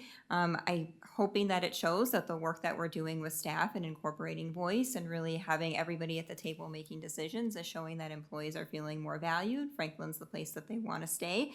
So our overall turnover just for certified staff, just so that other people that may have not seen it, is 10.78% this year. So that was really promising to see. Our goal is to hope that this trend would continue moving forward and we kind of see numbers decrease or, stay stable, at least in the future. I think it would be strange to say that we'll never have turnover. I think it's inevitable in any district, but our hope is that the reasons for people leaving are, things that are not necessarily within our control, and that pattern kind of goes that direction.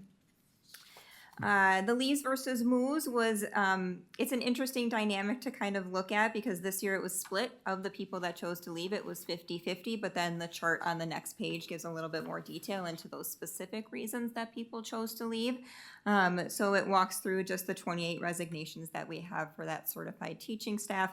Unfortunately and dishearteningly, the largest reason being that they're leaving teaching in the professional altogether, which was also our largest last year. So that's us tapping into what are the things that are causing you to want to leave the profession overall. Why is teaching no longer for you? And is there anything that we can support you in to want you to continue to be an educator?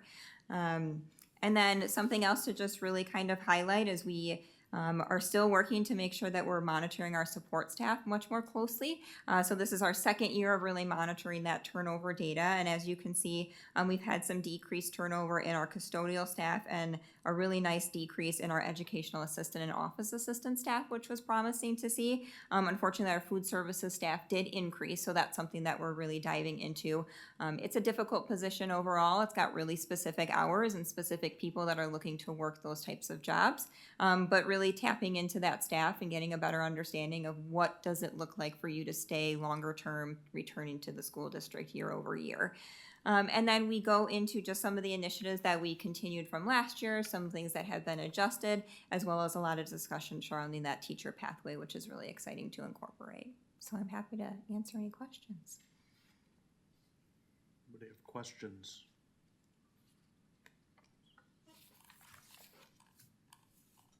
Is there, oh, I'm sorry. Please, go ahead, Ann.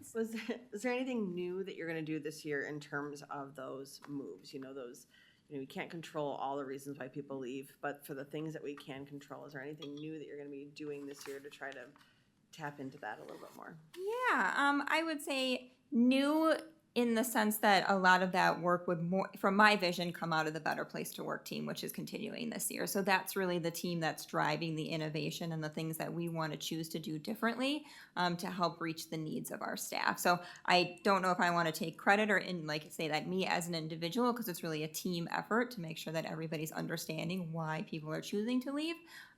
So I would say this information will absolutely be brought to Better Place to Work, so make sure that they are aware, reflecting on the previous year, so they can, put input and come up with ideas. And I will tell you, both of those teams are really creative and great at thinking, and they are the boots on the ground people in the buildings every day and hear and see a lot of different things that I may not see on a regular basis. So we've gotten some really great ideas and suggestions from them. On the graph which we have, almost 17% left because of the better salary.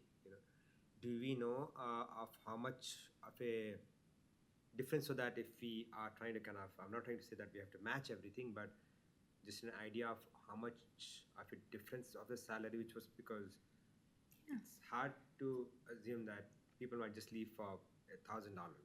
One district to another district for $1,000 a year means but is it more than that? And what's the difference which we are seeing? Because 17% is a good number, high number, but people are leaving because of salary. Yeah, I think for this chart in particular, it's what the main reason that they chose, but it also could be other factors that are taken into consideration. Like I relocated to I'm getting a higher salary, but I'm also closer to my home. So I never necessarily know the exact amounts for what people are choosing to leave for. I mean, that's information that we can certainly try and research after the fact.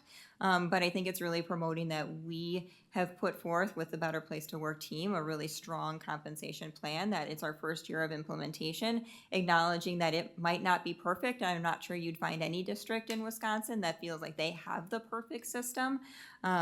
So I think we don't necessarily know the exact numbers, and I'm not going to say people don't leave for $2,000 more in any particular situation. I'm guessing there's other contributing factors in those cases, but I think it's promoting what we are trying to do here, that we are consistently reviewing it to make it ideal from a salary perspective, that people want to stay. Thank you. Please. Can you tell me a bit more about how many people, and I know you don't have these exact numbers, ballpark, how many came back to the Better Place to Work committee? Are there ever people that you had to directly recruit to it? And then conversely, are there ever people who want to be on it that there's just not room for them? Yeah, so I would say we had really good retention besides those that may have left the district, and I don't think we had many of those with the certified staff this year, because that's kind of the returning group. We did add about 5 members this year, which is great. We still are trying to keep that balance of voice, right? So those that, the high school and the middle school are much larger in terms of their staff numbers, so we don't necessarily want an over increase in those participants that will kind of dampen the voice of the elementary schools and their individual experience. But we did add more staff from the middle school this year, which we didn't necessarily have in terms of that representation, which was great to see. We also added an additional instructional coach, because that's something to take in consideration. When we did initiate the Better Place to Work group overall, we did have people that weren't necessarily invited to participate for any reason, just because we wanted that balance and voices from different buildings. Okay, thank you. Yeah, but we try as many ways to get feedback from those stakeholders. That's really the role of the person on the team itself that attends those meetings, to go back to their buildings and gain that feedback. That's really part of their role. Thanks. I would say, like last year, we only had maybe one middle school person, and they were sometimes here, sometimes not. So that was important to get that aspect this year. So people volunteered to be on it. Same with, I believe it was Ben Franklin, didn't have representation, even though it was put out there to everybody. So people stepped up in those spots.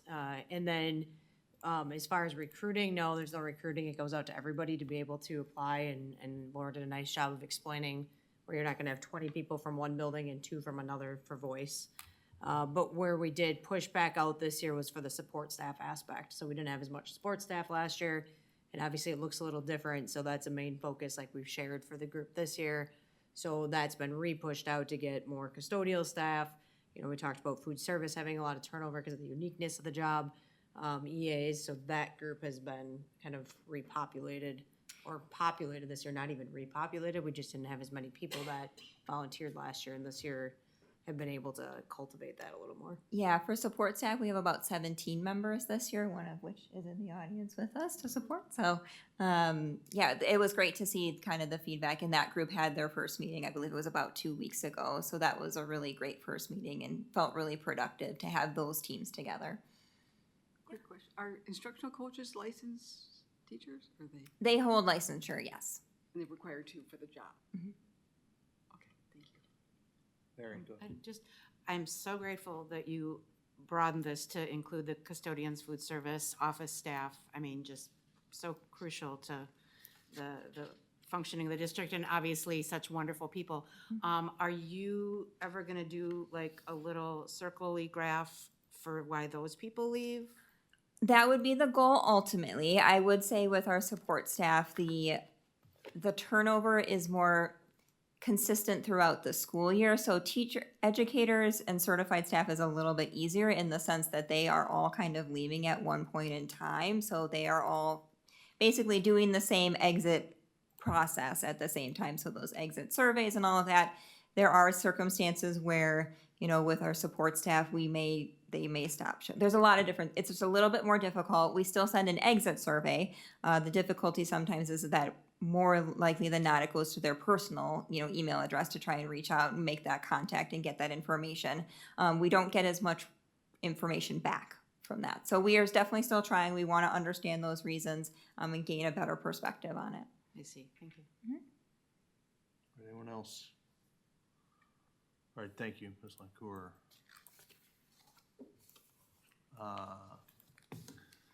Item 5, 24-25 budget and tax levy approval. Mr. Cromie, please. Since our last meeting, a couple of weeks ago, we received our October 15th general aid certification. $319,000 less in general aid than the July 1st estimate from DPI. Ultimately, when you plug that into the revenue limit, the general fund property taxes increased by $308,000, so there's a pupil count adjustment in there as well. But almost a dollar for dollar change in revenue limit, property taxes, and state aid simply work like yin and yang. As one goes up, the other goes down.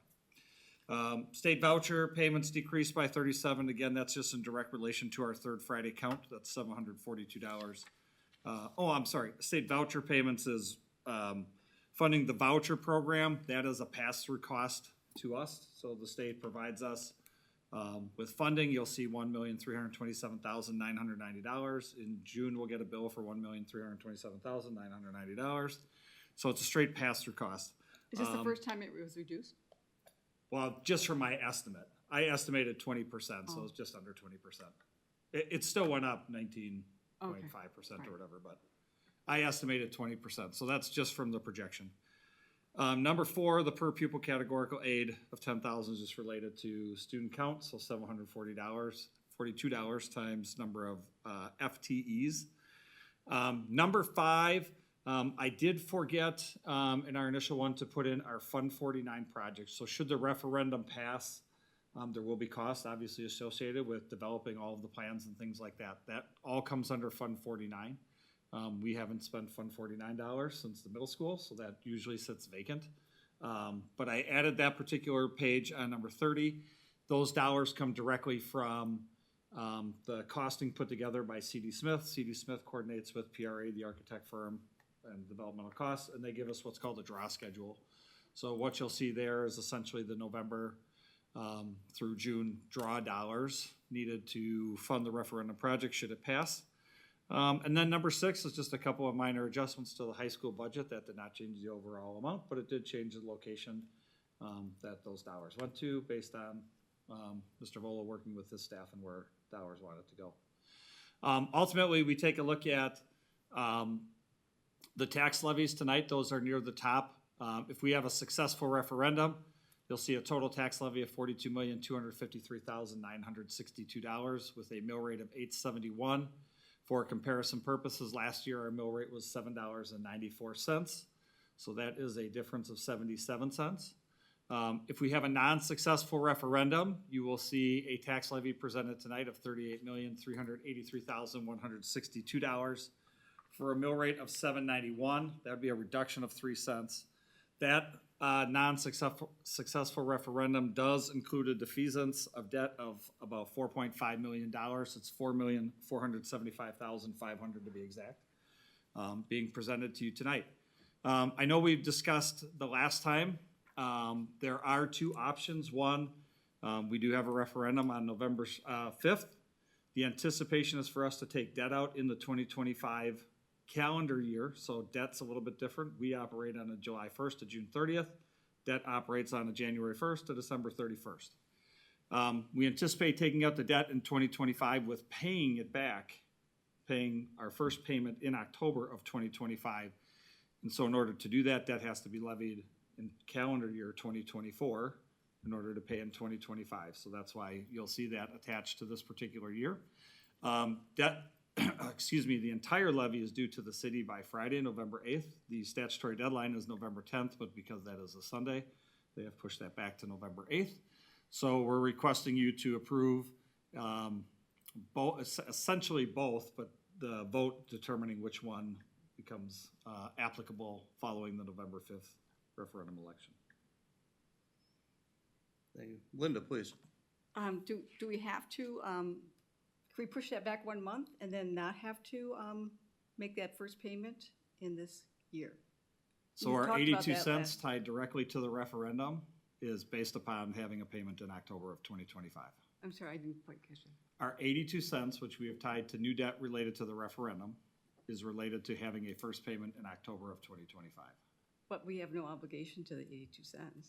Well, we've told the public that, though. So it would just be delayed. It would not be 82 cents because we'll be, But again, that we'll be wasn't, using 21 levies to pay this versus 20 but it's levies just if an we don't. estimate, that 82 cents. It's not a contract with anybody. Would it be more or less if you delayed It would be more than 82 cents. It'd be more. Correct. Because why? Because instead of 21 levies to make the dollars, we'd be using 20. You mean in terms of the comparison? In terms of the actual levying dollars to pay for the referendum. Instead of 20 levies, we'd be using 21. So using 21 will soften the blow. Take 100 divided by 21, and that will be a smaller number than 100 divided by 20. I guess I still understand what you're talking about. But why, just go through it one more time, please.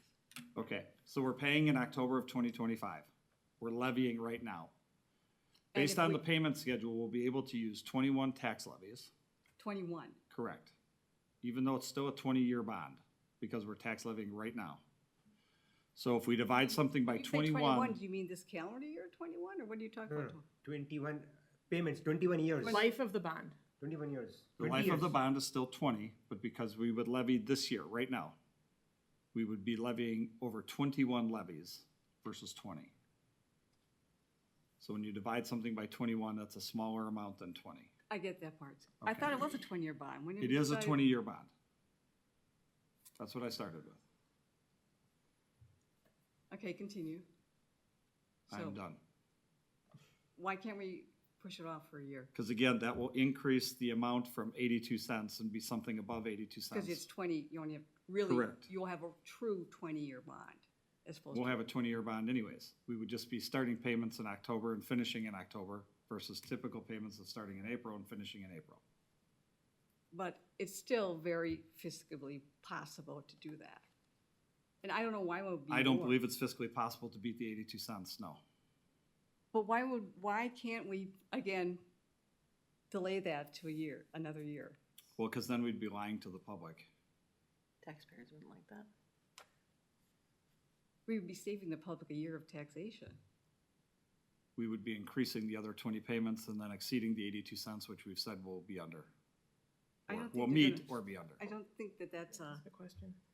a critical, no one's gonna be checking that. I mean, there's not a contract around that 82 cents. But the There's 82 not. cents is what we've communicated to the community, right? That's the That budget we've we been passed out there in, and- that's the budget we passed to the public in August. We've had an Presented. extensive communication plan around that. I guess conversely, like, if you were to present me a reason why it's a really good idea to have to delay implementation, then I would entertain. But so far, I haven't heard a good reason for not wanting to approve sort of the bifurcating budget, other than it's not the way we've always done it. It's legal. It's done in other districts, and it's like the WASB identifies this as a norm. So I understand it's not the way you've always done it, but I'd like to hear a slightly different, better reason to consider delaying this and making ourselves no longer truthful with what has been presented to the public in terms of what a successful referendum I'm would not mean sure to this their has mill any, rate. I'm not sure this has anything to do with bifurcation. That's just the word I use. But if, no, I mean, of the two budgets, right? Yeah.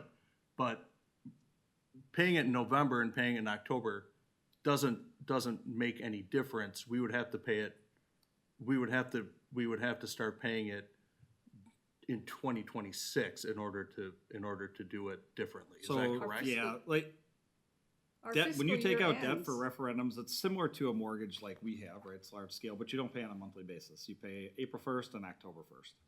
So we have it aligned now to have an October 1st payment 2025. If we delay that, we now move to an April 1st, 2026. Right. Against pushing this to 20 tax levies versus 21 tax levies. But it's not a difference of October and November. Correct. It's a difference It's between 6 October months. and April. Correct. Okay, thank you. So, but again, taxpayers, we would delay that initial payment, so we wouldn't have to levy immediately. I guess what is the urgency for having the funds on hand? You're not gonna be spending $145 million immediately. What would be the urgency? We'll be spending a significant amount of dollars in prepping for this, but again, I'll just go back to, we've communicated 82 cents. The 82 cents is based off of a first payment in October of 2025. Not providing that will be essentially misleading the taxpayers. Are we changing the payment schedule? Or, I mean, it's still gonna be the same. Well, certainly the payment schedule would be changed, because when you pay it over 20 years versus 21, that will change the payment schedule. If we're just starting at a different time. Yes. It will change it. At the beginning, when this was presented, it was all presented based on the payment schedule that necessitates beginning on a November payment schedule, right? Like, this would have been a great question to ask 9 months ago, when we were seeing these initial figures and saying, well, what about if we were to put it off and do an April start date? But everything's rolled out from that. And true, I did not think to ask, what about if we did? Dr. Khan asked that question. I believe that was a discussion. I guess the curious question to me is, if the referendum is successful on next week, Tuesday, what is the difference whether we pay next October or April? The voters have said pay for it. So let's get started paying for it. Again, what's a good reason for delaying this? Can I ask a question? Yeah, please, Maksud. So out of this referendum debt of 12 million, out of that is how much is for the old debt and how much is for the new debt? Yep, the old debt is around 3,961,000, so that'd be 8,300, or sorry, 8,340,000 would be projected. If the referendum passes. Yeah, correct. And if the referendum doesn't passes, then the approximately 3.9 million is and the deficiency is another 4 million. About 4.5. Yeah. So I think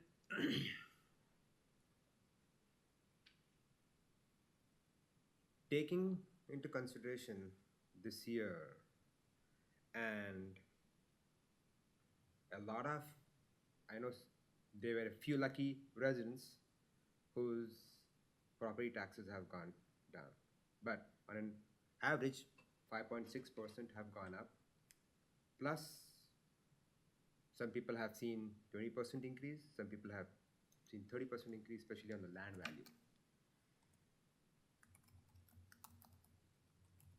If we pass the referendum, and I want myself and the board to look at the forest, not at the tree. Our goal is to get the referendum passed and get the things which we need for the district to be done. So always looking at the forest, not getting, is it, if the referendum doesn't passes, is it the right time if the referendum passes, we love to have the much needed, support to do the additions to the high school and the maintenance which we want to do.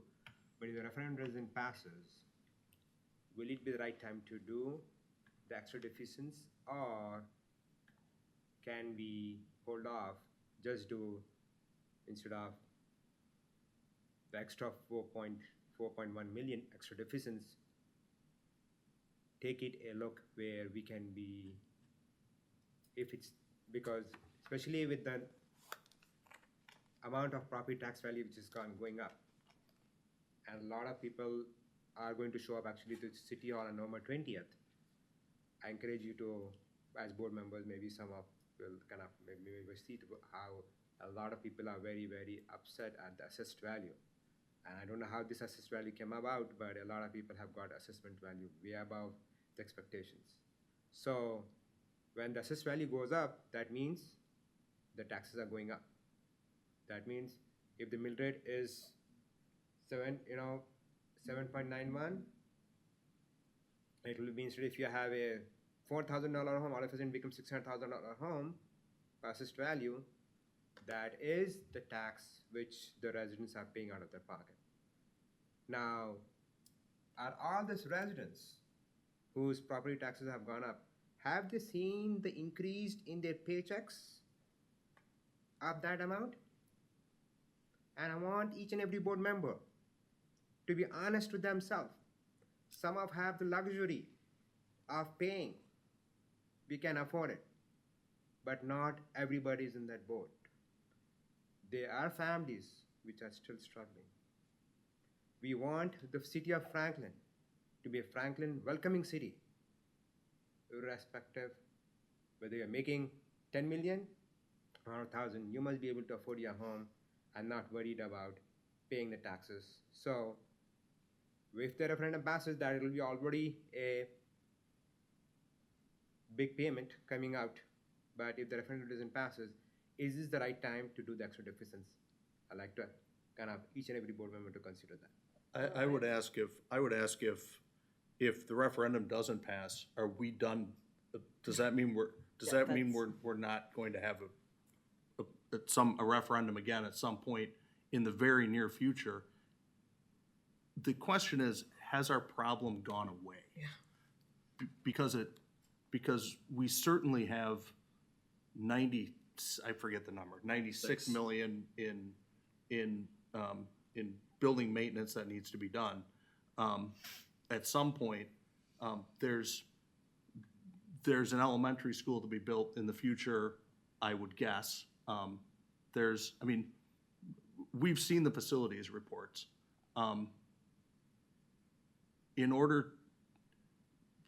This district has done a lot over the last 20 years to try and even out the tax burden on the citizens from year to year, and we're doing what we can to do the same thing. And defeasance is one of the only tools that we can use to do it. And so my answer is yes, but that's why. Yeah. I don't think our problems go away.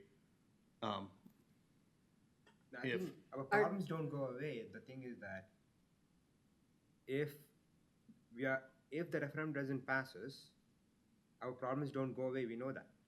Yes. And we'll have to, at some point, we'll have to look back again. If again, we are hoping, right? All of us are hoping. We want the best for the school districts. That's what we want. We want that platform for our kids to succeed. That's what we are here for. And while we are wishing for the referendum to pass, if the referendum doesn't pass us, is this the right time to do the extra deficiencies? Because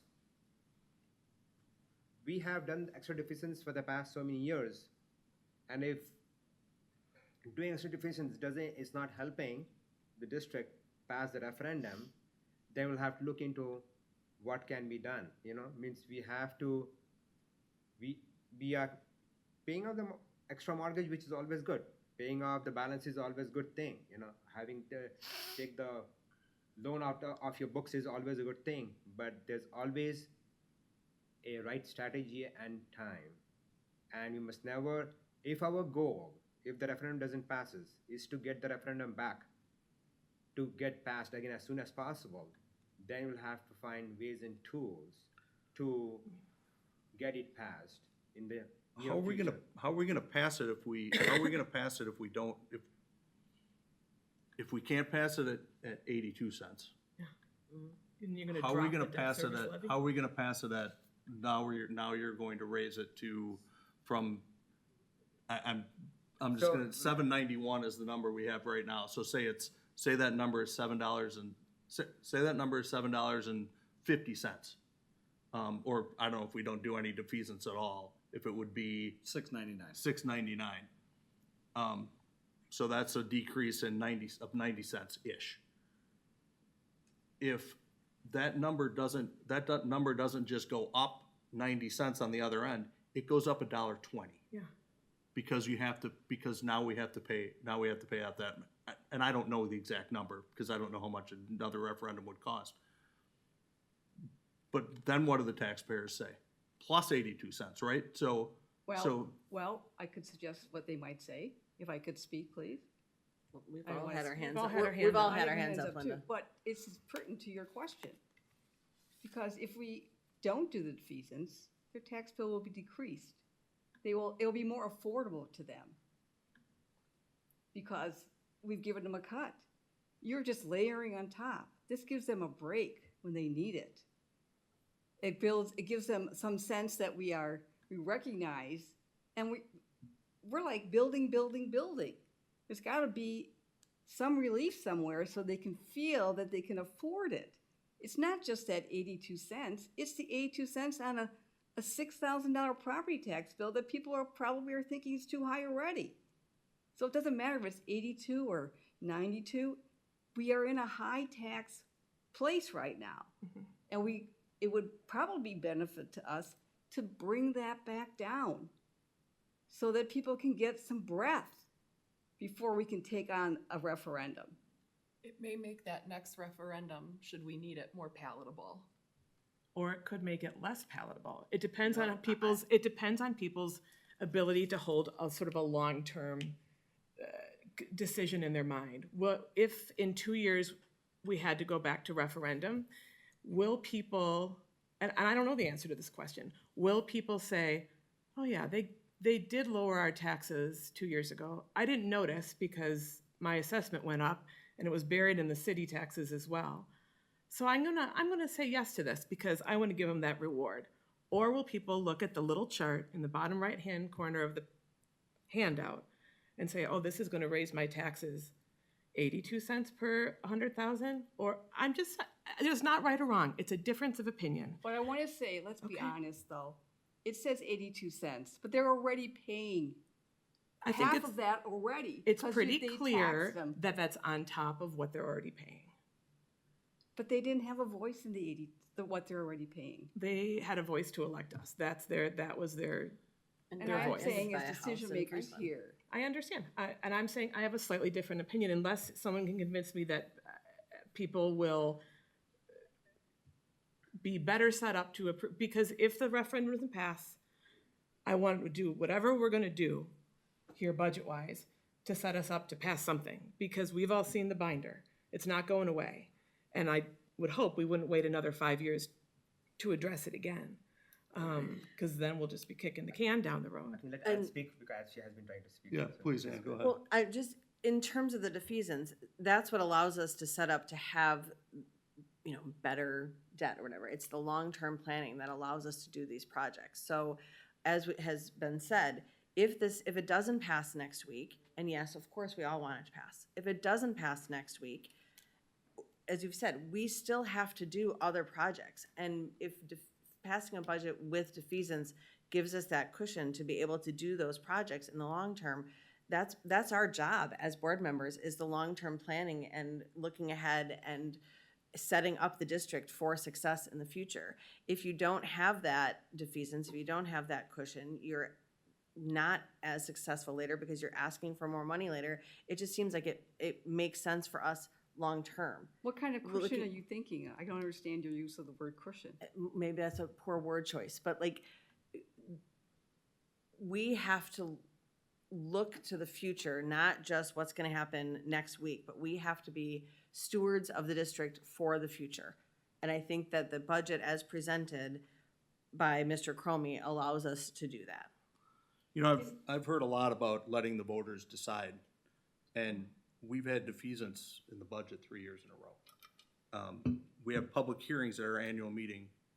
Voters are encouraged to ask questions regarding the budget, regarding questions about what they're seeing in front of them, and we're transparent in what we offer at these hearings. There hasn't been a question about the strategy of defeasance at any one of those public meetings. I have always questioned it. By the public. I'm assuming, I sorry. understand. I understand. There hasn't been a question from anyone else about defeasance at the public hearings, nor have I seen any written inquiries in letter form or in emails about that strategy, except from you. I would say that the voters have decided. They haven't, I would disagree with that. Silence is not an answer because you don't hear from them. And let's talk about defeasance just in terms of the financial information that we've gotten from our advisors. We've raised taxes. Taxpayers have paid $8 million to defease those amounts. And the present value is only like $90,000. It doesn't make sense on paper to do it, much less overtaxing taxpayers. It's not changing any of our educational Please don't say programs. overtaxing. Please don't say overtaxing. I'll try not to use that word. Okay, just so I don't want to get you excited. I want you to listen. It's $8 million that they wouldn't have had to pay. That $8 million did not fund a teacher. It did not change anything in the classroom. They would have had to pay it. 13 years from now, they would have had to pay it. Somewhere between now and 13 years from now. You're assuming that the interest won't compound. I'm telling you the net present value from our financial advisors, which is how we evaluate these things, is $100,000 and we paid $8 million off. I think it's pretty clear that there is some strong philosophical differences on the principle of defeasance. And it's not philosophical, it's math. Okay. It is math, it is not philosophical. You would not do this with your mortgage. I paid off my mortgage, not now because the interest rates are very low. What do you think our mortgage rates are? They're the ones that we are holding are low and it's stable. I think they're very similar now to what they will be with the referendum. Is that correct? They're a little bit lower. They're about 3.5 to 4.5. So again, they don't go on a straight line like I take out my mortgage and I get 4% for 30 years. So they vary on every particular year. But they they're bounce low. between about But 3.5 they're to similar. 4.5%. What we're anticipating back in July was 5% for the borrowing. But we know we've already had a 25-point basis cut. Chances of 2 more are coming probably before we even take out our, or even go to bond issuance. So we're probably more in the 4.75 to 4.5% range. Which is future debt. We're talking about the debt that we have on our books right now. I'm just answering the question that was asked. He asked what it was on our books, what we have right now. In holding. relation to what it would be, or what it can be. So again, we have no financial incentive to defease this, to pay this off. It's stable, it's low rates, and the taxpayers might want to use that money in their own homes as opposed to giving it to us to prepay the mortgage. It doesn't make financial sense to do. That's a math problem. That's not me, how I feel about the money. So Linda, like what I've looked at with listening to this for the last few years and the difference on defeasance is I've wondered then, so what did this look like before Annalee or Andy were here? Because sometimes it gets pointed towards us. So I pulled back like Jim's reports from 16, 17. I think it's the same. In 15, 16, I pulled up the full vote and approval of this, and it was to defease money with the exact language spelled out at that time to keep it at a level to garner support for a potential upcoming middle school referendum. And what was the dollar amount? That one was defeasing 949. And what are we talking about? 949,000. We're talking about 4 So I'm million. not talking about an amount. What I'm sharing is I've looked at the history of what the district has done because I hear what you're saying. I hear what there's different perspectives from the board, right? Obviously led this with other boards too and had different conversations. I've looked at what has that meant for Franklin. What it's meant for Franklin is this is a practice that's been done in the past. It's not new in the last few years. Still can mean you can go either way with it, right? We reduced the defeasance amount that was recommended a year ago, but still defeased, right? So we can do that, but I have looked at like what is it meant for Franklin and what's the history been because people tend to stay in Franklin, so they are used to a certain way that the district's done it, and this does continue to look at that. It may be a different amount. It's also a different climate and a different time, right? So those amounts can adjust that way. But I have looked at that. That's a piece that has been there, and with the same type of reasoning to what we're recommending and what I'm hearing tonight does follow that history in the district. And then I've also looked at, so there's the history, then what else do I learn, right? Because we have a better place to work committee because we heard voices, asked for feedback, and adjusted. And so I haven't seen people at annual meetings. I haven't gotten people reaching out. I've checked with Andy regularly. We talk daily. Like, are there people reaching out about defeasance? Because the voice is important. And I know that you mentioned silence. And yes, some people could sit silent. But when I have something that I want adjusted, I have to put my voice behind it to talk to people. And so short of people's voice to share that, we have to go off of what we actually know, not what we assume. Those are pieces that I take in about the city, about the feedback I've heard, about our history as a district, when we start to look at budget and what's being brought forth to recommend. Okay, in response to the history there, those are very small amounts, and I will also say that, can I finish before you start with your, whatever it is you're doing? Please, go ahead. Thank you. Linda. What, When those could are- could you, instead of saying very small amounts, could you say what the amounts are? 700,000 in that area is what they were. There were- 700,000. And that was done without an increase in tax levy. That's how that was done. This is a direct increase in tax levy by millions of dollars. That is a major difference between that 700,000 and the proposed $4 million that we're talking about putting into this budget. Are we okay? Are we agreeing on that? That's vastly different? And we have increased levy to do that. There was never any increase in levy to do those defeasance. Typically in defeasance, I've worked in government, I worked in finance. Defeasance were done with fund balance because that's where the savings is. When you're asking people for more money, that is not savings to them. That is more money for them. How can we miss that fact? Can I say something? Please, go ahead, Marcia. Are you ready to say? Okay. So, as I have mentioned, first of all, I like to kind of, I know we are all passionate.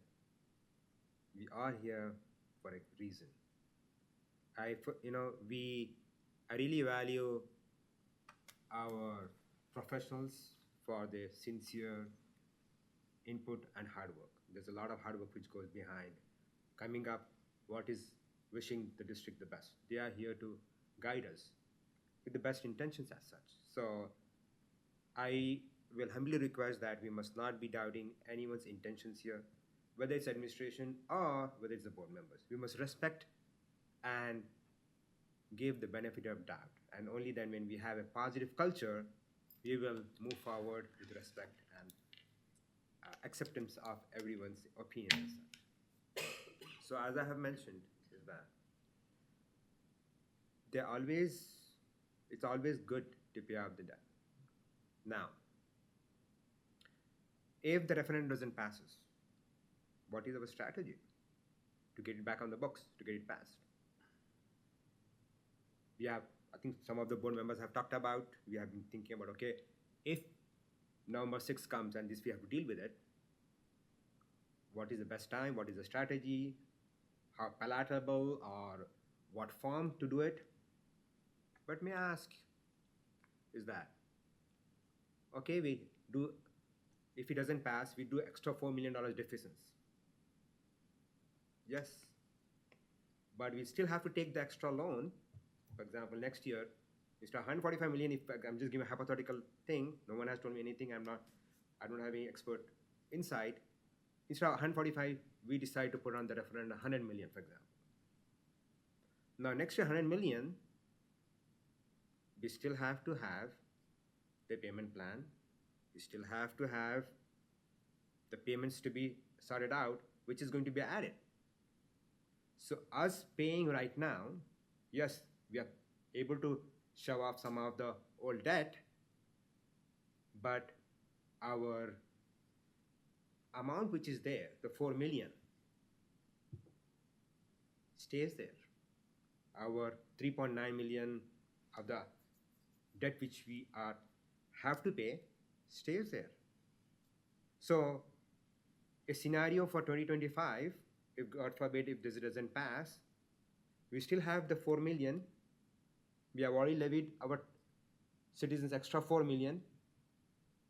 They will see the benefit of that down the road. But we still have the 4 million.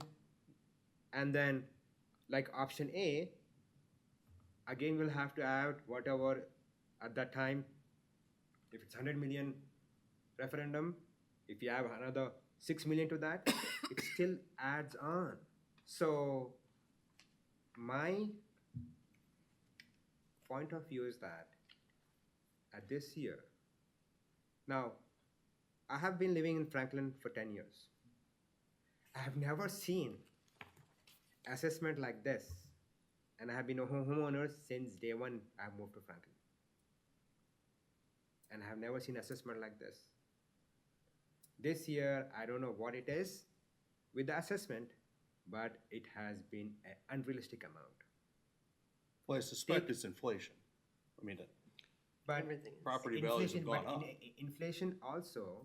It was 13% last year. Linda, can I speak if you don't mind? With inflation also, doesn't take into account, unfortunately, the increase in take-home salary of our citizens. Not everybody has got a 30% increase in the salaries.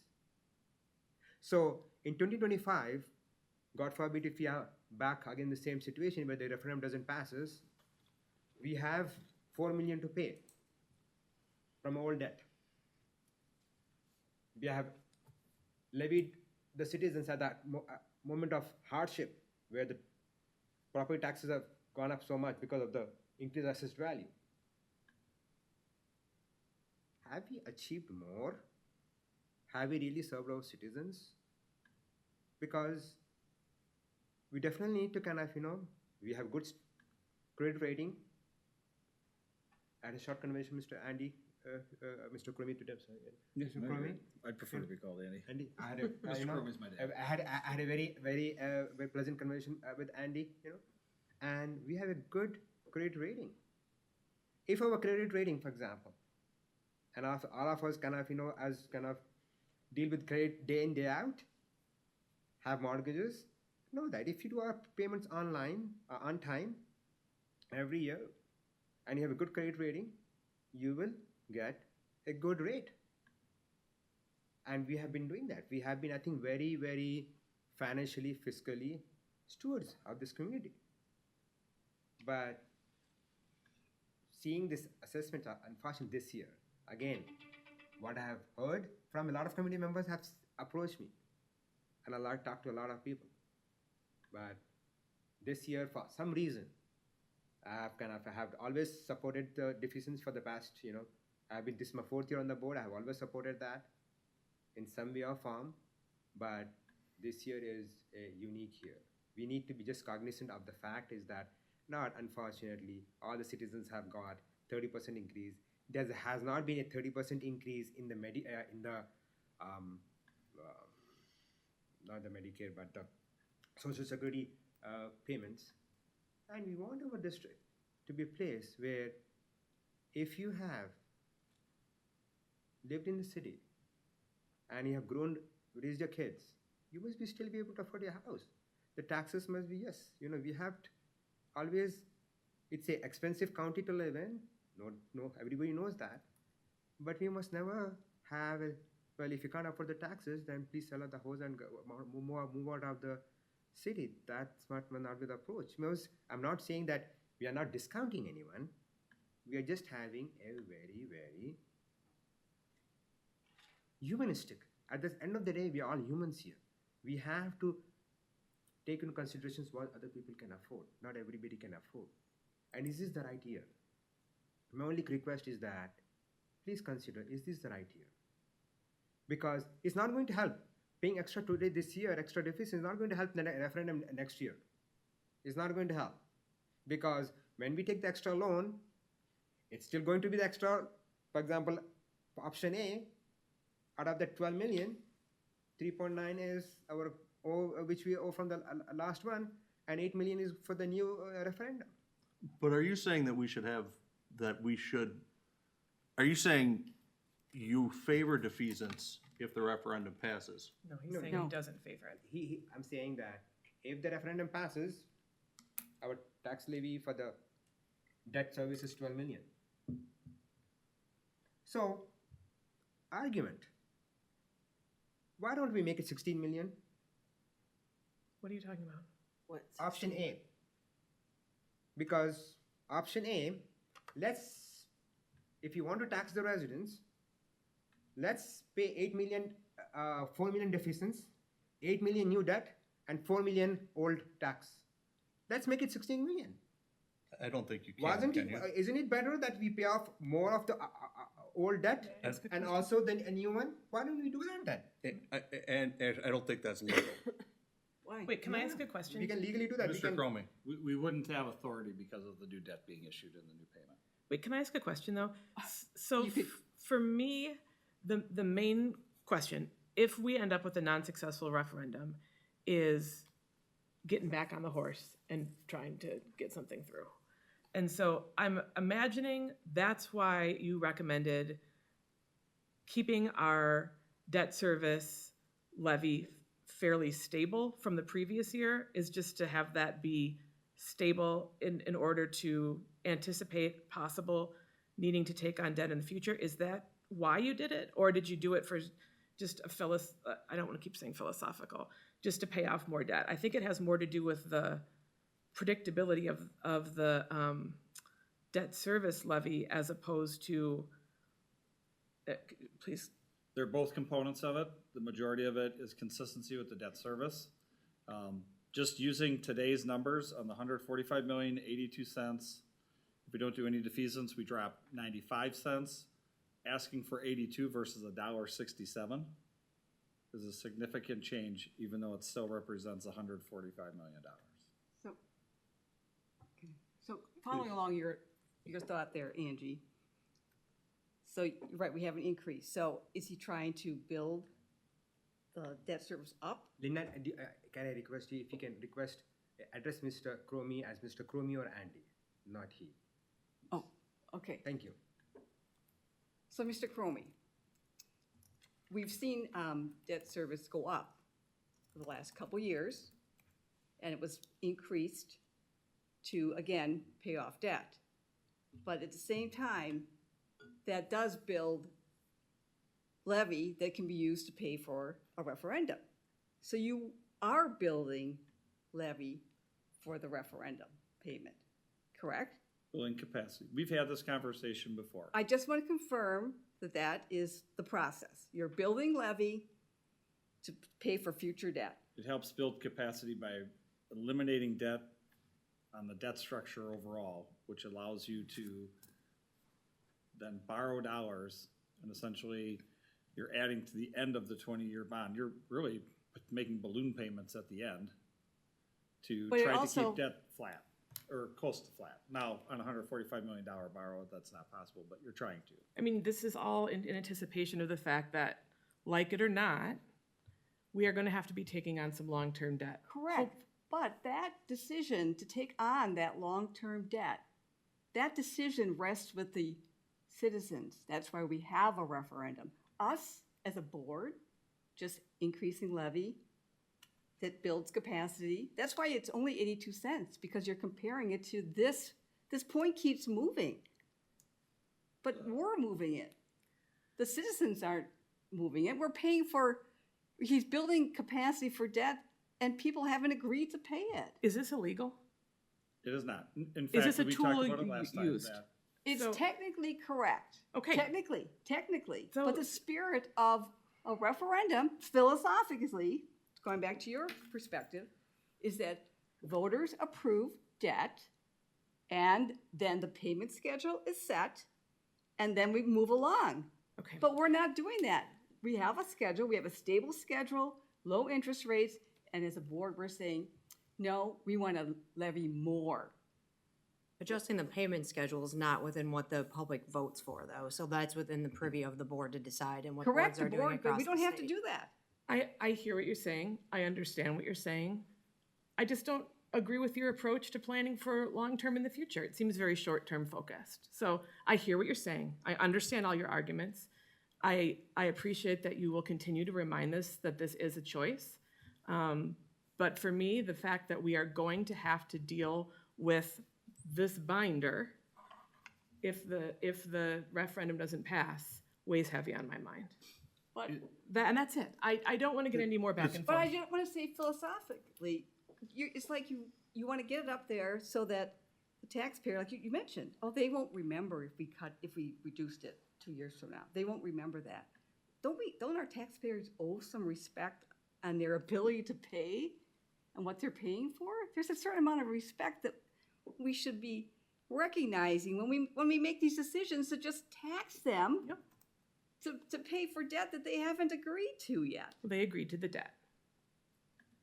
They they'll either tell us will or on won't Tuesday agree to if the they debt. And they'll tell us if they agree for more. On Tuesday, they'll tell us what they agree to, and then we'll have to make a plan from that. So it's a And the plan that they're going to agree to is the successful referendum. And we're just saying, if it doesn't pass, take defeasance off the table. And then you come back and the voters will again decide where we want to go. Mary, please. I'm trying to digest all this, so I just had one question. I mean, would it be more palatable to decrease the amount of defeasance to somewhere in the middle so that it's paying off something? I mean, my dad's genes are in me that you pay off debt, but obviously I understand there's reasons that you don't want to, but is there a way to lower what we're asking so that it's not nothing, but it's not this high amount? Can I add something to that? So we have a debt starting balance of 2.67 million. for how much we owe, No, yeah, I don't know where 2.6 came from. You mean in our Fund debt balance? service fund? Fund balance? and yeah, debt? Or fund balance? No, the debt service fund. Yeah, we have a starting balance of 2.6 million, 2.67 million. That's what it says here. So number 14. Sorry. So it's on page 14. If you see, so debt service starting beginning balance is 2.67 million. Ending balance will be 2.681. So can we use a part of that to pay off extra deficiencies, like extra 4 million and plus maybe add 1.5, 2 million out of that, and maybe I would caution us about going that low. Last year, we used about 500,000. Like, I would rather see us levy the 4.5 and go up to $5 million into fees with $500,000. That's just my personal opinion. Can you repeat that? We'd have to do some more evaluation to determine how much we could go down based on our payments and when they come due to determine how much of that 2.678 we could use. So that's not I a don't question that we have can those just- numbers It's today. not a static number. You're saying it ebbs out as That's cash not flow. something that we can just spontaneously do on the fly tonight. I would not be able to do that for you tonight. All right, does anybody, we've discussed defeasance. Does anybody have other questions about the budget, clarifications needed in order to vote on the budget? That's fine. All right, well, I'm looking for a motion. So we have 3 motions on the table tonight. One is to approve the 2024 budget, so not necessarily the tax levy quite yet, but to approve the budget as presented, utilizing Fund 39 and Fund 49 budget that will adhere to whatever the public chooses on the 5th. So obviously, if the referendum is approved, Fund 39 is going to have some additional debt payments of $8 million. It's going to have some Fund 49 payments to CD Smith PRA. Should the referendum not pass, Fund 49 will go entirely away, and then Fund 39 will revert back to whatever you choose for what would be number 3. So it sounds like the one that's sort of in question is number 3. So I'm going to make a motion on number 1, not to try and shut down conversation, but just to get the ball rolling. Please then. I move to approve and adopt the 2024-25 budget as presented and to utilize the portion related to debt service, Fund 39, and capital projects, Fund 49, that adheres to the results of the November 5th, 2024 referendum. Second. All right, motion was made and seconded. Any further discussion on item 1? I guess I still feel that I'll probably vote no, because I really think that we're just not showing respect for the voice of the taxpayer in assuming that it's going to pass before. We're not assuming it's going to pass. That's why we have a successful and a not successful referendum option. I'm not for, I've worked in budget my whole career, and I've never adopted either or budget. I've always adopted a budget, and then you amend it later. So I'm not going to do that. Unfortunately, we can't amend a tax levy later. That's Like true. that will be the problem. Is that will have to come from general operating funds. Well, again, we would borrow later and solve that problem the way you don't want to do it, but there's a way to solve that. Well, we'll have bills coming due You go fund balance. before June. You go fund balance. Not Okay, in so Fund there's been a 49. motion. Has there been a second? Yes. Yes, the motion was made by Mrs. Sapersky. Mrs. Sapersky, seconded by Dr. Beer. We need a voice. Mrs. Other Dr. way Beer around. made the motion. Oh, sorry, thank you. It was seconded Oh, by thank Mrs. you, sorry. Sapersky. All right, we need a voice vote, please.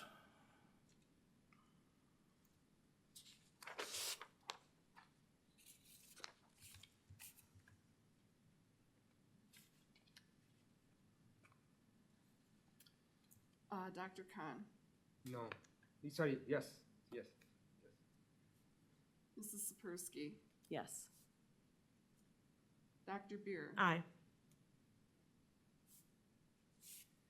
Mr. Sprague, Aye.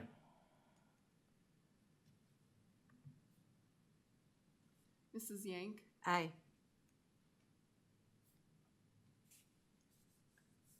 Mrs. Witkowski, No.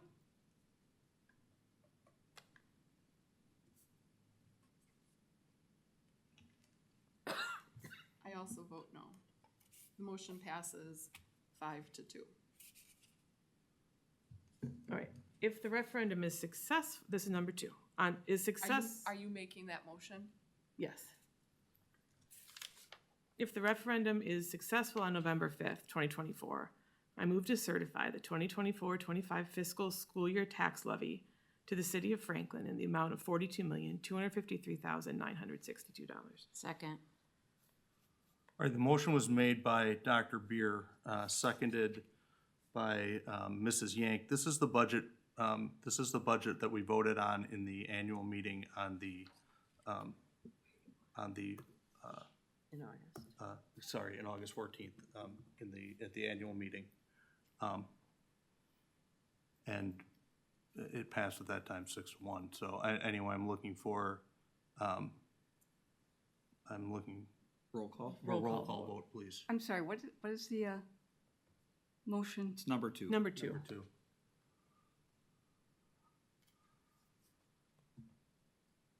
This is the one for successful referendum.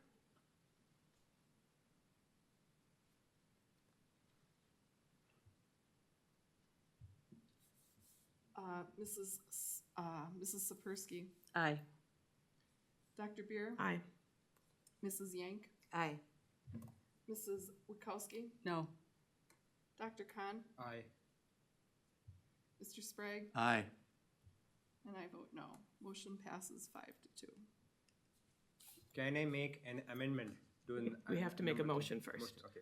So I'd like to make a motion to make the amendment for, No, you have to make a motion on the original thing. So I'll make a motion in second of it, and then you can offer an amendment. please go ahead. If the referendum is not successful on November 5th, 2024, I move to certify the 2024-25 fiscal year school tax levy to the city of Franklin in the amount of $38,383,162. Second. All right, that motion was made Right. by Dr. Beer and seconded by, was that you, Yes, Debbie? yes. Mrs. Larson? All right, we need a voice vote for that as No, well. he wants to offer an amendment. Oh, I'd like to make an amendment to the motion. Instead of 38,383,000, I'd like to make a motion to make that amount to 35,383,000. You have to say where that's coming from. Being in the middle ground, meeting in the middle ground, because as you want the debt, You want the debt service to You want be the debt yeah, service yeah, reduced, is that what you're saying? By which As- amount? By what amount? By $3 million, it $3 sounds million. like. So as Mrs. Young suggested that, I think a meeting in the middle where we are taking consideration the community residents at the same time our aspirations to get as much as debt possible and use whatever amount we can use extra from the debt service fund to add, and if anything we can. So in that way, at least we'll achieve both the goals of satisfying our future aspirations of taking off as much of debt, at the same time be able to this specifically year when the property assessments have skyrocketed. I don't think there's a second. There was a second. Oh, there was, okay. Yeah, Mrs. Larson seconded. So now you have to call a vote on the Oh, amendment. there wasn't a second wasn't on a this, second. on I the wasn't clear on what the on amount the is. amendment, is that what you're saying? Right, I don't know if there was a Yeah, second there on was the not a amendment. second on the amendment. Second. And what is the amount that you're? He decreased it by 3 million.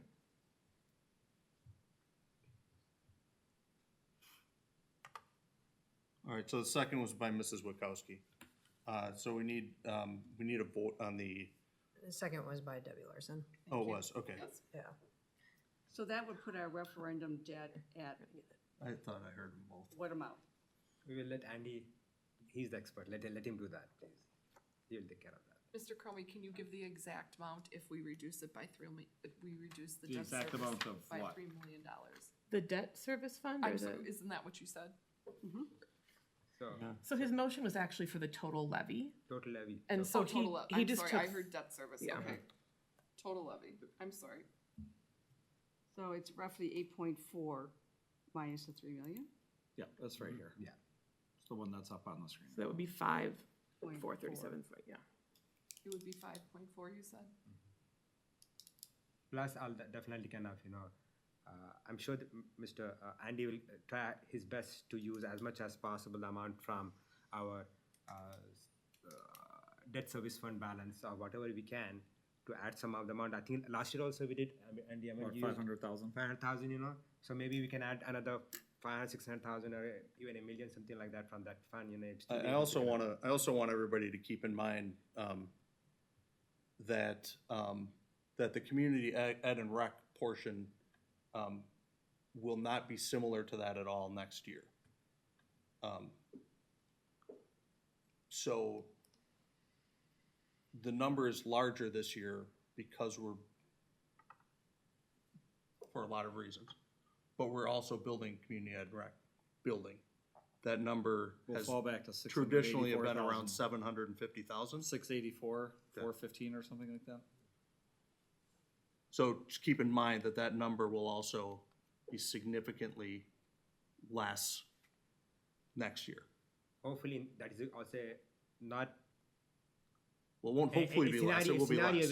where if the resolution doesn't pass, then we have some leverage to tap onto that, which we can use. I'm for just saying that the number that will be,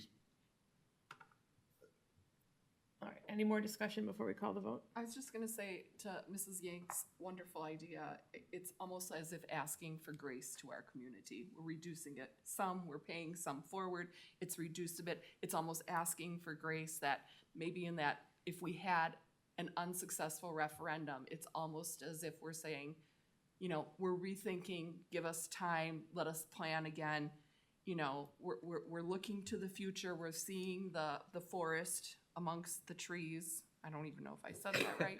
I think there's a few more I'm just- metaphors you can throw. Yes, I'm just, you know, I'm at my wit's end right now, but I just think that, I love your idea, Mrs. Yank. I was thinking that myself. You spoke before I did, but I think it does offer, at least it gives us, as if we're asking for grace, like we asked for too much to begin with, give us time, let us replan. I just think that would be a good compromise and a goodwill gesture on our part.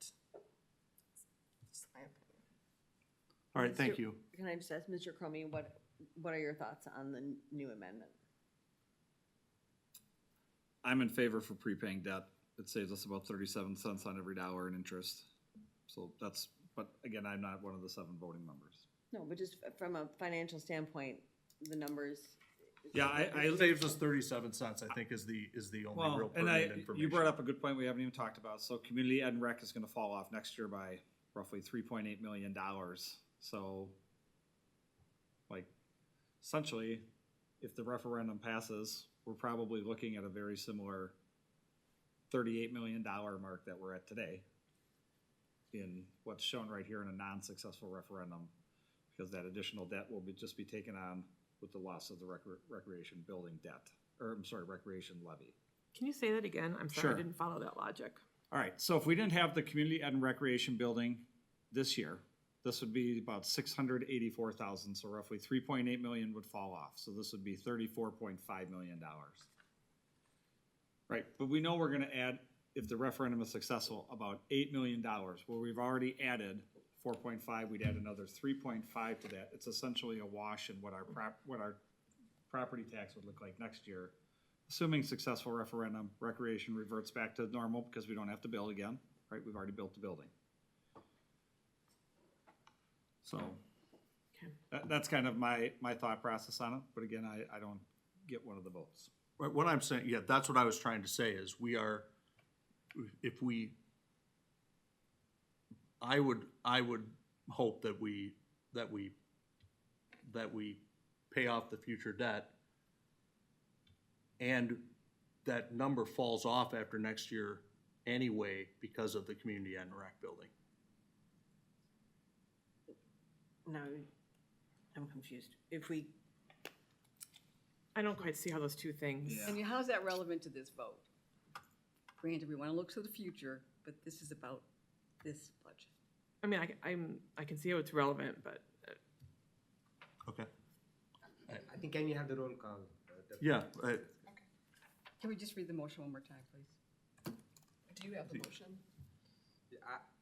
It would be, I only have, an amendment was made to reduce the total levy by $3 million, which would make it $5.4 million. no, it would make So are it we- 35. you'd be highlighting this part right here. Are we voting on the? 35, We're voting on 33, the- 162. We're voting on the amendment. We're voting on the amendment. I think it'd be important to note in there that $3 million is related directly to debt service. Correct. Not general Yes. fund. Yeah. Right. You Yes. can't change general fund. Sure you can. No. You Is there can. extra- There's extra levy in there? No, So the Okay. amendment would be down but you to can the lower it. and not levy as 35, much. 383, 162, and that 3 million reduction is coming directly out of the debt referendum debt Debt service. service. Thank you.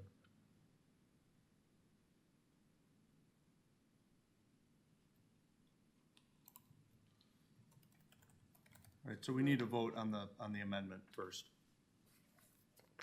Mrs. Yank, Aye. Mrs. Witkowski, It's a compromise. I'm going to go with aye. Dr. Khan, Aye. Mrs. Sapersky, Aye. Dr. Beer, No, Mr. Sprague, No. and I vote aye. The amendment to the motion passes 5-2.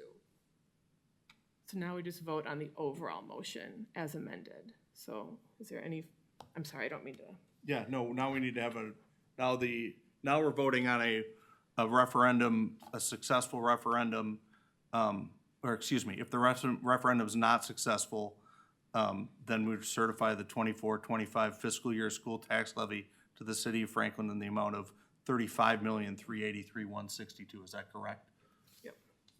So that is motion number 4. Well, it's That's the amended motion now. It's the existing motion Okay. that's been Yeah, amended. yes. All right. I think I made it, and I think you seconded it, Debbie. Okay, that's what I have. Okay. Another roll call. Yes, please. Mrs. Witkowski, Aye. Mrs. Yank, Aye. Mr. Sprague, No. Dr. Khan, Aye. Mrs. Sapersky, Aye. Dr. Beer, Aye. and I vote aye. Motion passes 6-1. Thank you. All right, board goal discussion. So typically, we've set goals, in the summer, or in September going into the new school year, for the board. We talked, in closed session a couple weeks ago about evaluation and Mrs. Bennett's evaluation. We're gonna be going back into closed session to talk about that again today. But we need to have some goals around how we want to improve as a board this year, how we want, what specifically we might want to learn, or what workshops we might want to have. My suggestion would be that we dive more deeply into evaluation of the superintendent and perhaps evaluation of the board as one of those goals. But I shouldn't have started. I'd like to hear other people as well. You know, one of the areas which I've been recently thinking is we as board and as board members need to really lobby at the state level, and I know we have liaisons, but if we spend some time and during our sessions where we can invite the state senator and state legislators, and as board push for more state funding. It is, to be honest, disappointing that we as a state can't and don't want to prioritize public school education.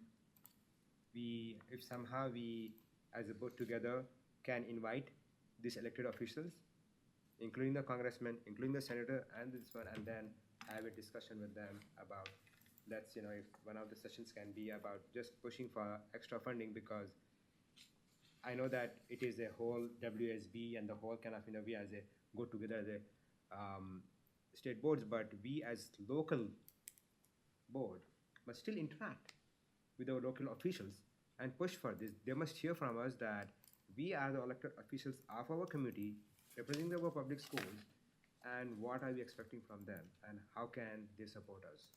Thank you. I was going to say I agree with you wholeheartedly. SWSA has been working on developing some really nice one-page, sort of white pages, almost like infographics on sort of the three main priority areas, teacher pipeline, special ed funding, and then general education funding. And so I don't know if I think that's a good shoot for the stars goal, to actually invite people to come to us. We might have to more go to them, or even if we set board goals of doing some letter writing and phone calling to offices, but maybe sort of prioritize learning about those priority areas, using the tools which the body that we pay to be a part of and support develops on our behalf, and then interacting with our representatives and senators in the best way that we are able to. But I agree with you, that's something I'm interested in. I don't know if the rest of the board is as well. Yeah, absolutely. One thing you said that really kind of irks me is you said extra funding. We want it's not extra funding. We want funding that we were told would be kept up with inflation, that we were told we would have through the DPI. So it's not extra. Yeah. It's we need just to get funding. They needed funding. Yes, the funding that we are owed. Yeah. Yes. I know we had that priority, I think, Linda, maybe 2 years ago when, or was it 3, to sort of increase our legislative efforts. So it sounds like maybe a desire to continue on with that work, and it will be important to touch base and see what progress you made and where you feel we might be able to grow from there. Are you still interested in pursuing that, Linda, or? Yeah, I think we definitely, I mean, we are obviously funded by the state, a big part of it is, and special ed. I mean, that group kind of has focused on special ed because is one area that the state has just not Right, stepped forward. it's an abysmal example. Yes, yeah, I think we could, it's a good area, and figure out how we can, again, leverage us with that group. 'Cause it has to be on a broader scale. One thing that just sort of came up organically when we were meeting with the WASB person about superintendent evaluation, I was just thinking perhaps prior, if however many of us are going to the WASB, we might sort of strategize about these look like meetings that, or sessions that might, even if more than one of us go, that sort of particularly address some of our board goal areas. And maybe if we see a couple that we think this could really help us all as a board, if we might all try to attend them and then be able to reflect on that afterwards, might be an easy way to get some education without having to call a special meeting. Yeah, it might be a good idea to have, like you say, the convention is a good place to get Yeah. those workshops, but also to have a workshop to say, hey, how can we reach out better? I was happy that Representative Whitkey, who is going to be I'm assuming he's going to win the running election since unopposed, he's yeah. running unopposed. Was able to come to the key communicators, and I gave him a tour of the high school before the meeting because he had to go. He's a former school board member in Racine, so he's knows about education. We had a good discussion, a good meeting, and I'd like to further talk to him. Senator Weingart will be our senator instead of Senator Bradley for the most part. I don't know exactly how Yeah. how the district intersects. I think it's actually only one. It looks like it's only one area now. Well, and I think, Annalee, you have mentioned that in your previous district, you did meet more regularly with senators or representatives, along with your fellow. Yeah, the area. county had a good connection and was able to get them to the table once a month Wow. with Isn't that pretty good amazing? attendance. If we could make that happen. Good. All we can do is try. It'll be, yes, I mean, I think we should, it's certainly something I'd be interested in. I would like to echo, I think we need to tighten up our superintendent evaluation process. I'm very hopeful that what we're going to discuss in closed session in terms of a tool and an approach will go a long way towards that. But I think that, it's a attainable goal for the board, I think, to Do both of those things, but one of them, is there any other? I like the idea of board development, and I like, actually, I hadn't thought about it. If we all went to a session at the convention, that would be an easy way to have that and then have like a follow-up discussion with that or something. But I think our own board development is always important for us to continue to grow as a board, although I really think we should be lobbying as well. So I don't know if we have two goals. Yes. I really think we need to work on board relations. I think that's something that we absolutely desperately need. I don't think there's enough respect here at the board amongst board members and administration, and I think that's something that we desperately need. And in my opinion, it is long overdue. You can do all the letter writing you want to do, and if we cannot work together as a board, it's not going to amount to a hill of beans. And that's how I feel right now. Nothing's happening here. It's almost embarrassing, and you have to remember these meetings are recorded. And I think for a board goal, our number one goal needs to be for us to figure it out, because we're not doing a very good job here. It's embarrassing.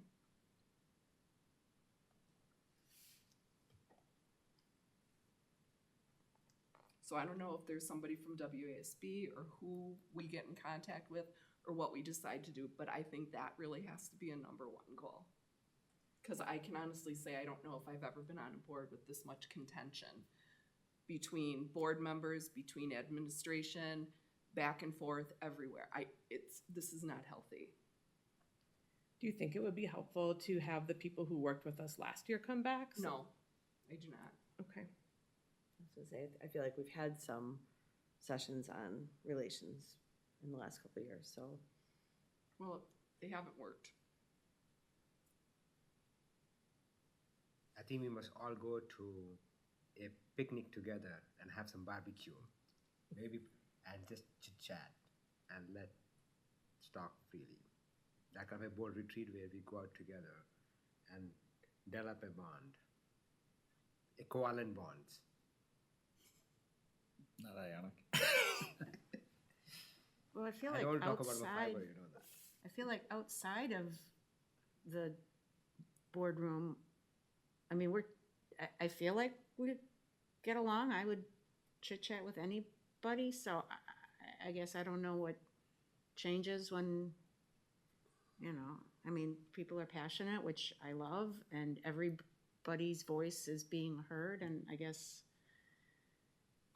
yeah, I don't know that we don't dislike each other. I think it's just differences of opinion or differences of background or differences of strengths, and so, yeah, I don't know how to resolve that in what transpires. I think, you know, it's as I said when I was addressing the board with the budget, yeah, I think it's just a matter of addressing each other with respect.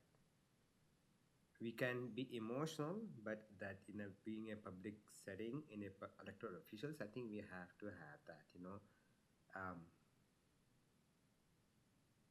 very sophisticated level of communication, because a thank you will go a long way. A simple thank you will go a long way. Well, maybe you can be in charge of decorum coaching, Maksu. No, I thank each and every board members, you know, for being here, guys. I know, guys, all of us have families. You would have been some been here, but you chose to be here. So thank you for sacrificing your families and time and energy and everything to be here. Thank you. So we have, what, 3 goals then to think about? Board relations, but also evaluation, maybe that goes hand in hand. Maybe that becomes one. Sounds like maybe you need to unpack with Debbie a little bit what she's observing that she'd specifically I don't like. think I'm just observing this by Okay, myself. no. I think that's something that I find rather offensive. That now I need to meet privately with Mike so I can unpack my emotions or whatever it is. I'm not the only person seeing this. Okay. You know, I know I am not the only person seeing this. This has been going on for quite a while, and it's starting to boil over. So I think this is something that as a group, we need to talk about, we Okay. need to see. Okay. But I don't need to have a private session to unpack, I didn't mean to be offensive. okay? I just want to make sure that the feedback is going where it needs to go. Well, we're all in this room and we're all hearing the feedback, so it's definitely going where it needs to go. And maybe this isn't the setting to kind of figure that out. Maybe it is a retreat setting more than this meeting here. Well, I was just giving my Right, opinion and on this is goal, where you- and No, I think we- that's what this she was the said. proper- This she's was saying my, she's- my goal, this yeah. was my idea, Right. and that's Right. as far as it needs to go. It doesn't need any more analysis than that. Yeah, Okay. she's saying, she's not saying that your comment was inappropriate. She's Oh, no, saying- I didn't take she's it saying that there's no way. yeah, okay. No. Good. I agree with that, Linda. All right, anything else? All right, we will work further on that. We will come back to that. Policies, 5410, use of physical force by staff, 6320, open enrollment. Ms. Bennett, please. So just take any questions if there are. We did a first read of this last week, so just looking for motion tonight. They're both, the motions are listed right in the agenda item. I move to approve the revisions to policy 5322 open enrollment as presented. Second. All right, motion was made by Dr. Beer, seconded by Mrs. Sapersky. All in favor? Aye. Opposed? Motion carries. I move to adopt policy 4751, use Use. Sorry. Okay. Physical force by staff as presented. Second. Motion was made by Mrs. Yank, seconded by me. All in favor? Aye. Opposed? Motion carries. Thank you. Board liaison reports or school and community engagement reports. I went to Forest Park, and talked about the welcome visits and some changes to their music programming, which is very wonderful to hear about. And then I also went to a listening session with Student Services with Leo and Miss Bombian. There were a few families there, but they're just hoping to increase involvement by families with students who have the IEDs and the 504, is it? Yeah. 504. Okay. IEP. IEP, what did I say? I thought you said D, Oh, but. I probably did. IEP. I think she did say IEP. All right, anyone else? I was able to go yesterday to our transitions apartment for our 18 to 21 program. They had an open house and had a lovely visit. I encourage everyone to go, and I'm sure if you emailed, they would set up a special visit for you if you just wanted to go.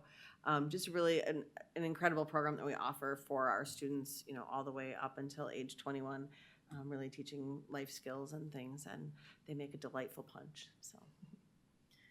I've continued to enjoy learning more at the SWSA meetings. The work is moving along in terms of developing the legislation pieces that I mentioned earlier. And at this point, it's still a lot of work on that, so it's nothing big to share out, but I'm hopeful in a meeting or two there will be. All right, school and community engagement reports, certainly a lot going on. So I'm sure everybody's actively involved.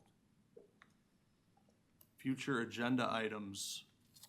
Southwood Glen School presentation, Friends of Franklin annual health report, 25-26 school calendar, at-risk report, board goal discussion, theater pathway, teacher pathway, new courses, action item, Pleasant View school presentation, coherence plan, mid-year report, board clerk's report, election notice, open enrollment seats, first read, and 23-24 financial audit report, first read. One adjustment to that is Southwood Glen's actually moved to, I think, February is where we landed. They won't be. Because in of November. conferences. Yeah, we didn't want to have, they have staff set to come and we didn't want to set 2 nights in a row that were late. Or it's Okay. the same night of conferences, I can't remember, but there was a conflict, yeah. Before or right after, night before? Yeah. Thank you. All right, I'm looking for a motion to enter into closed session pursuant to Wisconsin State Statute 19.851C, District Administrator Goal Setting. So moved. Second. Motion was made by Mrs. Larson, seconded by Mrs. Yank. We need a voice vote, please. Dr. Khan? Aye. Dr. Beer? Aye. I vote aye. Mr. Sprague? Aye. Mrs. Witkowski? Aye. Mrs. Yank? Aye. Mrs. Sapersky? Aye. We are in closed session at 8:59. Thank you. Can you use the restroom?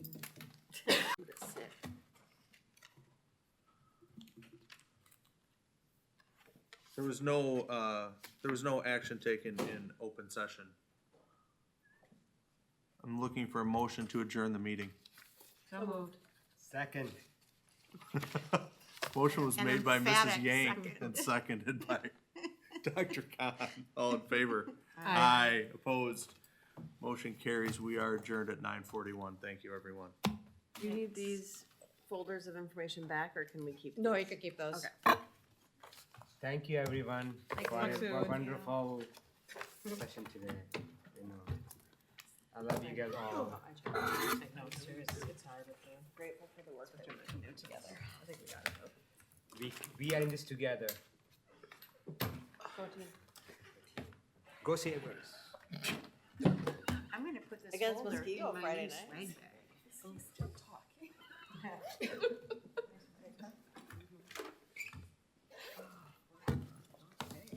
Yeah, that was the Sorry, most I mostly incredible. wanted you to talk, but Did I tell you guys? No, I to hear can tell about that So- it's not feeling If quite, patient comes to me with the clinic, not feeling quite up to the thing. hey, Dr. Zippy.